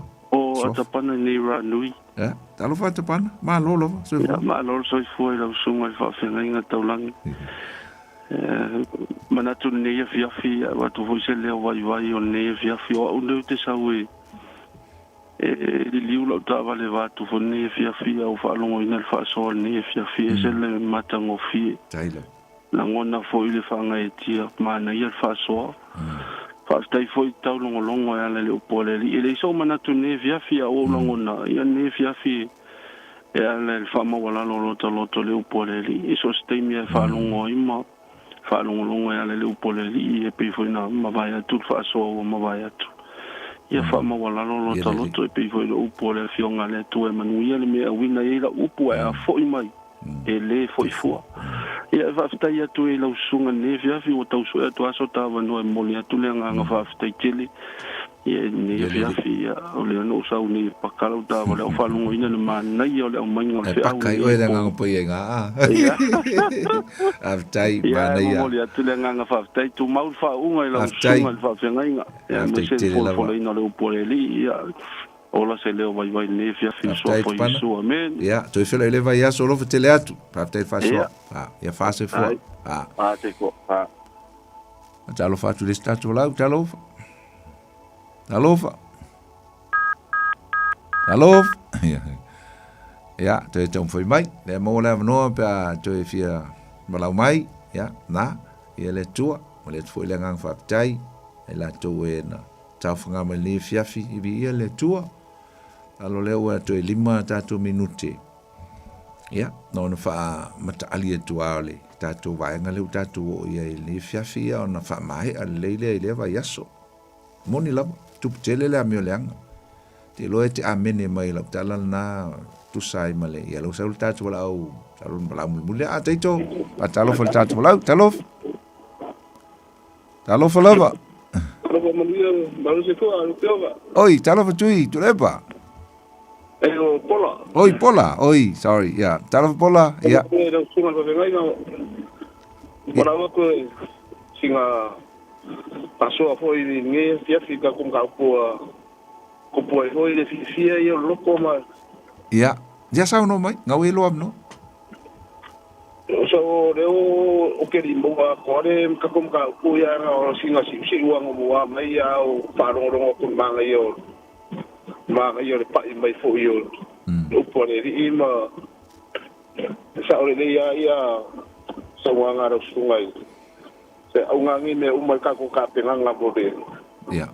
Ka penganga ka ia. Ai. O fa maro ro sunga bode upu bode fa so ri fia. Tai. Tai po. Ko e sere. Upu nge fia pi o rewa. Kere a me o suia ni la rangi kaluka ko ora mai. O de a suia me uma alua i uma e ko ku se me kas. Do i ka ki do ai o a ko nga e ku pe ke me ko fio mai le di no fa ka u ya. Alelo. Anga uma o ka ko fe ka u dispaia. Ai o so fa malo e ka ko fa so ni fia ti do fio nga para sunga e maro ka penga. Tau whionga mrau sunga, ale ainga. Ia kele mia teafi ka kokalame mai o whapoponga mai. Taftai pola.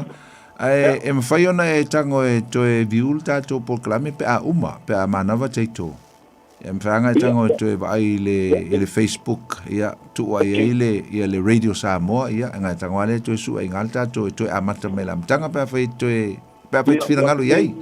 Ole pasta o kia ko ngai whakau aka ko kusi vea ia sa. O tusi fai folele sosoani mo fengo samninga. Ia. Lai mo wata do tusi.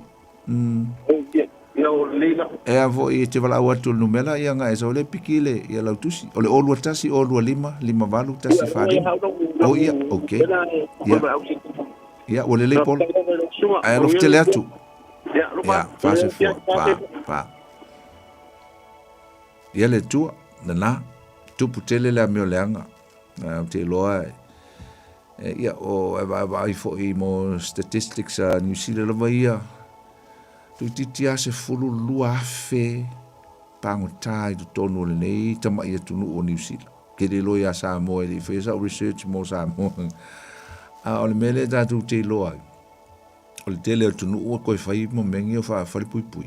Koe whai si wha extend whalipui, ma toi su eisi area whai tele le tangata fo lea o whalipui ona o wha msinonga ma me o so tu la fono.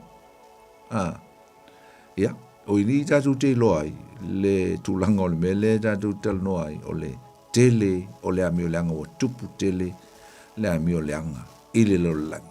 O lo langi o tatu vai nei, sum tu va fine, ia, na, se lo langi pongi sa. Piana o tau lamtanga. Fa solo na pongi sa, it's getting darker and darker. So se no fuanga lo langi wa, mana ol te apolo ina ia pulea ina, e ia ilona malosi fa te moni ia tangata o lo na nofo ai, so se mea le lo langi. Me na e te alala ai, me fo lea u te nofo ai au ia, me tatu te feo ai, te whai te apolo iana whaaso songa mana mai lei, ina ia whaaso soina i tatu ina i o tatu whai alava se me leanga, whai se ang sala, tatu te polonga, mau tatu tinga ina, i le ngata lai le tu le tino, ia whape fo i le tu wha le nganga. Na wha mai whai upo suma le lua o le mta upo lu suma le lua o le mateo, o le atupu tele le amio leanga i so se mea e maua i tangata o le atua. Ma o le mea o le atupu, pe ona yel fai ungol fai upulna. O le a maa li lili ai alofa o tangata e to tele i le tu aisa o le atupu tele le ami o le anga. Ai mana i le whaapunga na e sau e le whaai umai ai a o le tu mausi i au o le ngatanga. E wha o leina o ia. O le wha o leina moni alna o le a o le wha pēr mai Yesu. Well done, you good servants. Le au na le ie mo le wha maoni. Olu fo le mai le fifio lo wi. O le winga ngā upu ia Yesu. Mai o le tu mau fea, tu mau ia Yesu, tu mau le li. O le tu mau se i o le ngata. E faa o laina o ia. He will be saved. Ia, whaanga e pisa, ne mai teimi wa e faa o laina, wa ia le nā. Maneia. Ai o le faa o laina monia. O le tini le lei le taunu unga mo le faa moe moe. Faa peo me Yesu le au auna le lei e mo le faa maoni. Le winga ngā upu ia Yesu fa mai au le tu mause i o le ngatanga. E faa o laina o ia. E leo ngana le pisa u faa o laina le teimi ai o le teimi o le faa ulu fale le maro le tua. Ai fa mai Yesu, se u te leiloa oe. I know you're not. Ulu fafotu ia le meolo i le tau whaitangi o we ma le lili wao nifo. Uso mtu whawhine le fiafi. Ia whamlu ia le tua ia toi. E ful whamoe moe ia o le a Moses faso so onga le tātou mta upu. E le vai asfo. La tātou whai use talo. Whaftei te lelo mātou tua. O ni av no mātou ngofio mātou whasoa ila upu. Tal noa. Fe talai mai lava oe. Mātou te whaalongolongo. Whai mao ngā, mea ngā. Le sona tāua i o mātou o langa, mātou o la nei soifuanga mātou te iai. Whaamnuia i o tangata sa mo umalav. Mai se lātou no mātou mafuta le nei po. Whaamnuia i a teito. Whaamnuia fo il nei au nanga le Radio Samoa. Pulenga malau whainga luenga. Whaamnuia i mātou umale nei po. Tu mau atu levi inga i a te oi ono Yesu le mātou li i uta tālo atuai. Amen. Ia, Samoa le tātou programme na nei fo i fiafi. Tu leo penga le loto. Ia e foi le fa me moi ia le atatu to e felo e foi le vas fole son full temi masani ia le temi ia ola auto ona le poni fonoti fa soi foi ia mo le temi ka bless you all.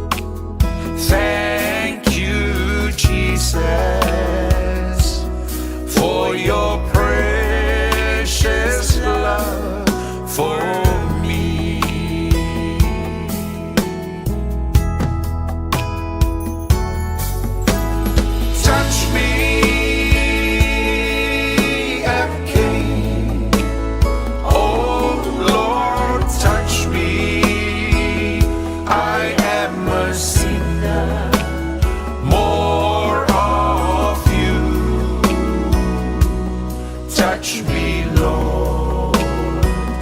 I may be blessed, anointed, and healed.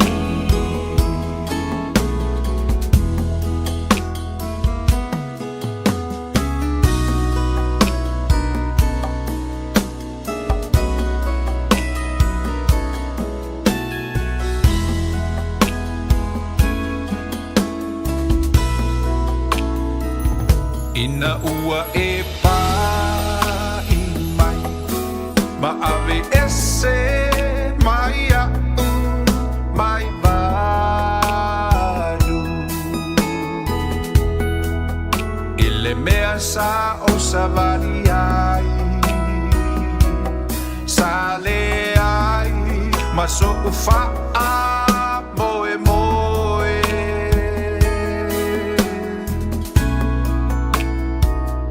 Ina ua e pa I mai, na malolo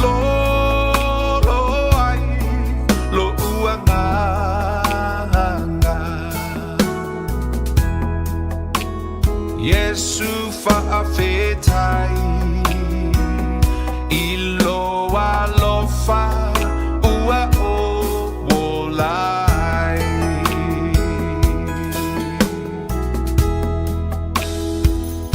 Ina ua e pa I mai, ma'awe ese mai a'u mai vanu.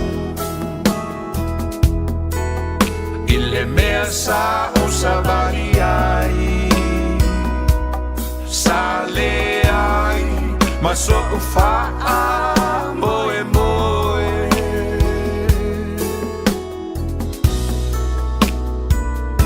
Ina ua e pa I mai, na malolo ai, lo ua nganga.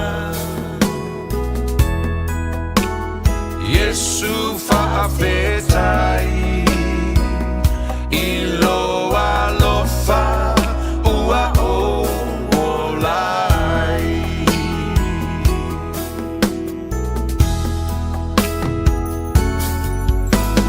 Pa'i mai Yesu, toe pa'i mai, I le uanga sala, olo pa'i mai, le ali'ie, o te malosi ai, fa'au'u mamamai.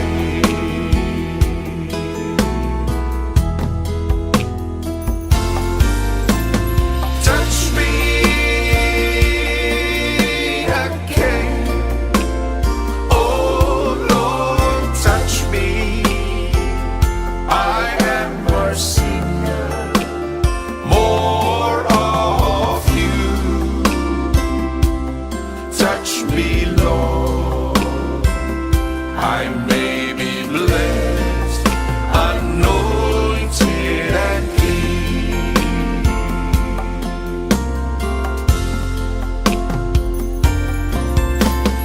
Pa'i mai Yesu, toe pa'i mai, I le uanga sala, olo pa'i mai, le ali'ie, o te malosi ai, fa'au'u mamamai.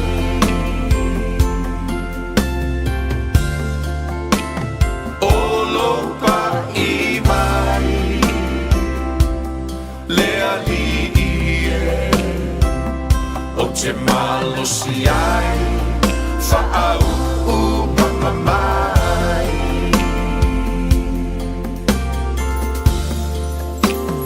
More of you, touch me, Lord. I may be blessed, anointed, and healed.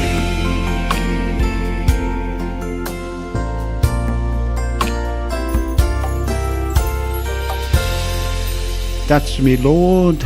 Leli e pa I mai o te malo lo ai. Ia o le si fōmani lava o le sunga pasta poni pono si. Pa mai atu elan po kalame I lana pese matango pia. Ia e pa I mai o le I. Ia I tātou uma na ngona le maa pana. Ia o a poi ngase o le tino. Pa I mai tātou te malo lo ai. Mori pa malo mal pa tai pasta poni ponti mo le spelene o Naples plano si pil malo tātou tonu. I po son foa tai tasi o vai aso tu le penga le loto mata ko pia ta tonu si pia umalama tato pia ta dia le upo le ola o le sulu yo tato vai o le mama lama yo tato wala tap sai nai loto soi foa mono tato wola pa le nganga pa manopa tai lana ona poni ponti ya tu mo pia pa unga ne li mo pia le tu mo a to mai le li ya wala ma fola ino le tana le so keriso tono e kalesia pe la vai vara winai ya no mana le o pole ola wani nganga mo ye mo ma lo te le tu per tu ma no falo mi pole kalesia nga lo e pasta poni mo ia fo ya tu longo ala o ne ya pe se tu o le ala o le tu so I fu ya ma ti lo so I fu fa tono ina pe no e ma per tu ma no falo I le anga leo ne I moni fo I mana longo le po mo le atu so fo moni mano le atu no lo so fo pa sa poni namba yaso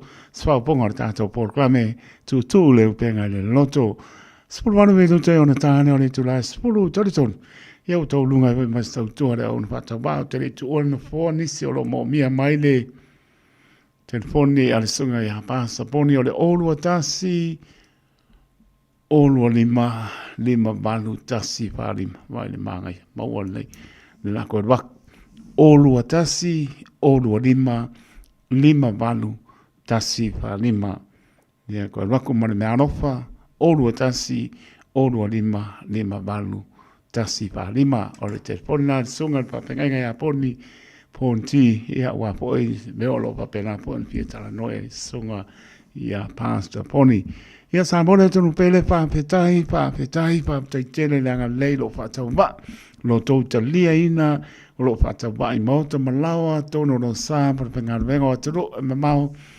ia alofa tele tai fa tai lo to pa rasi mai me se fa mlianga ia me spoi lo fa anga ta lo loto alofa tele atu au ki lani maru tu a oio atu mamao mai lo tu sai le diso tato mria lofa te atu sa uni mano longa le nei po ya pangania le spai vai asa ma se mau sa mora tu pene poto tau tai se la natu yama la lava se ngana o so poto taito pato ese atu lava taito mano le atu a lofa fa mangano le ona pato va ai pusia pe tato ile per fani o le pina ngaro na lo tātou tua.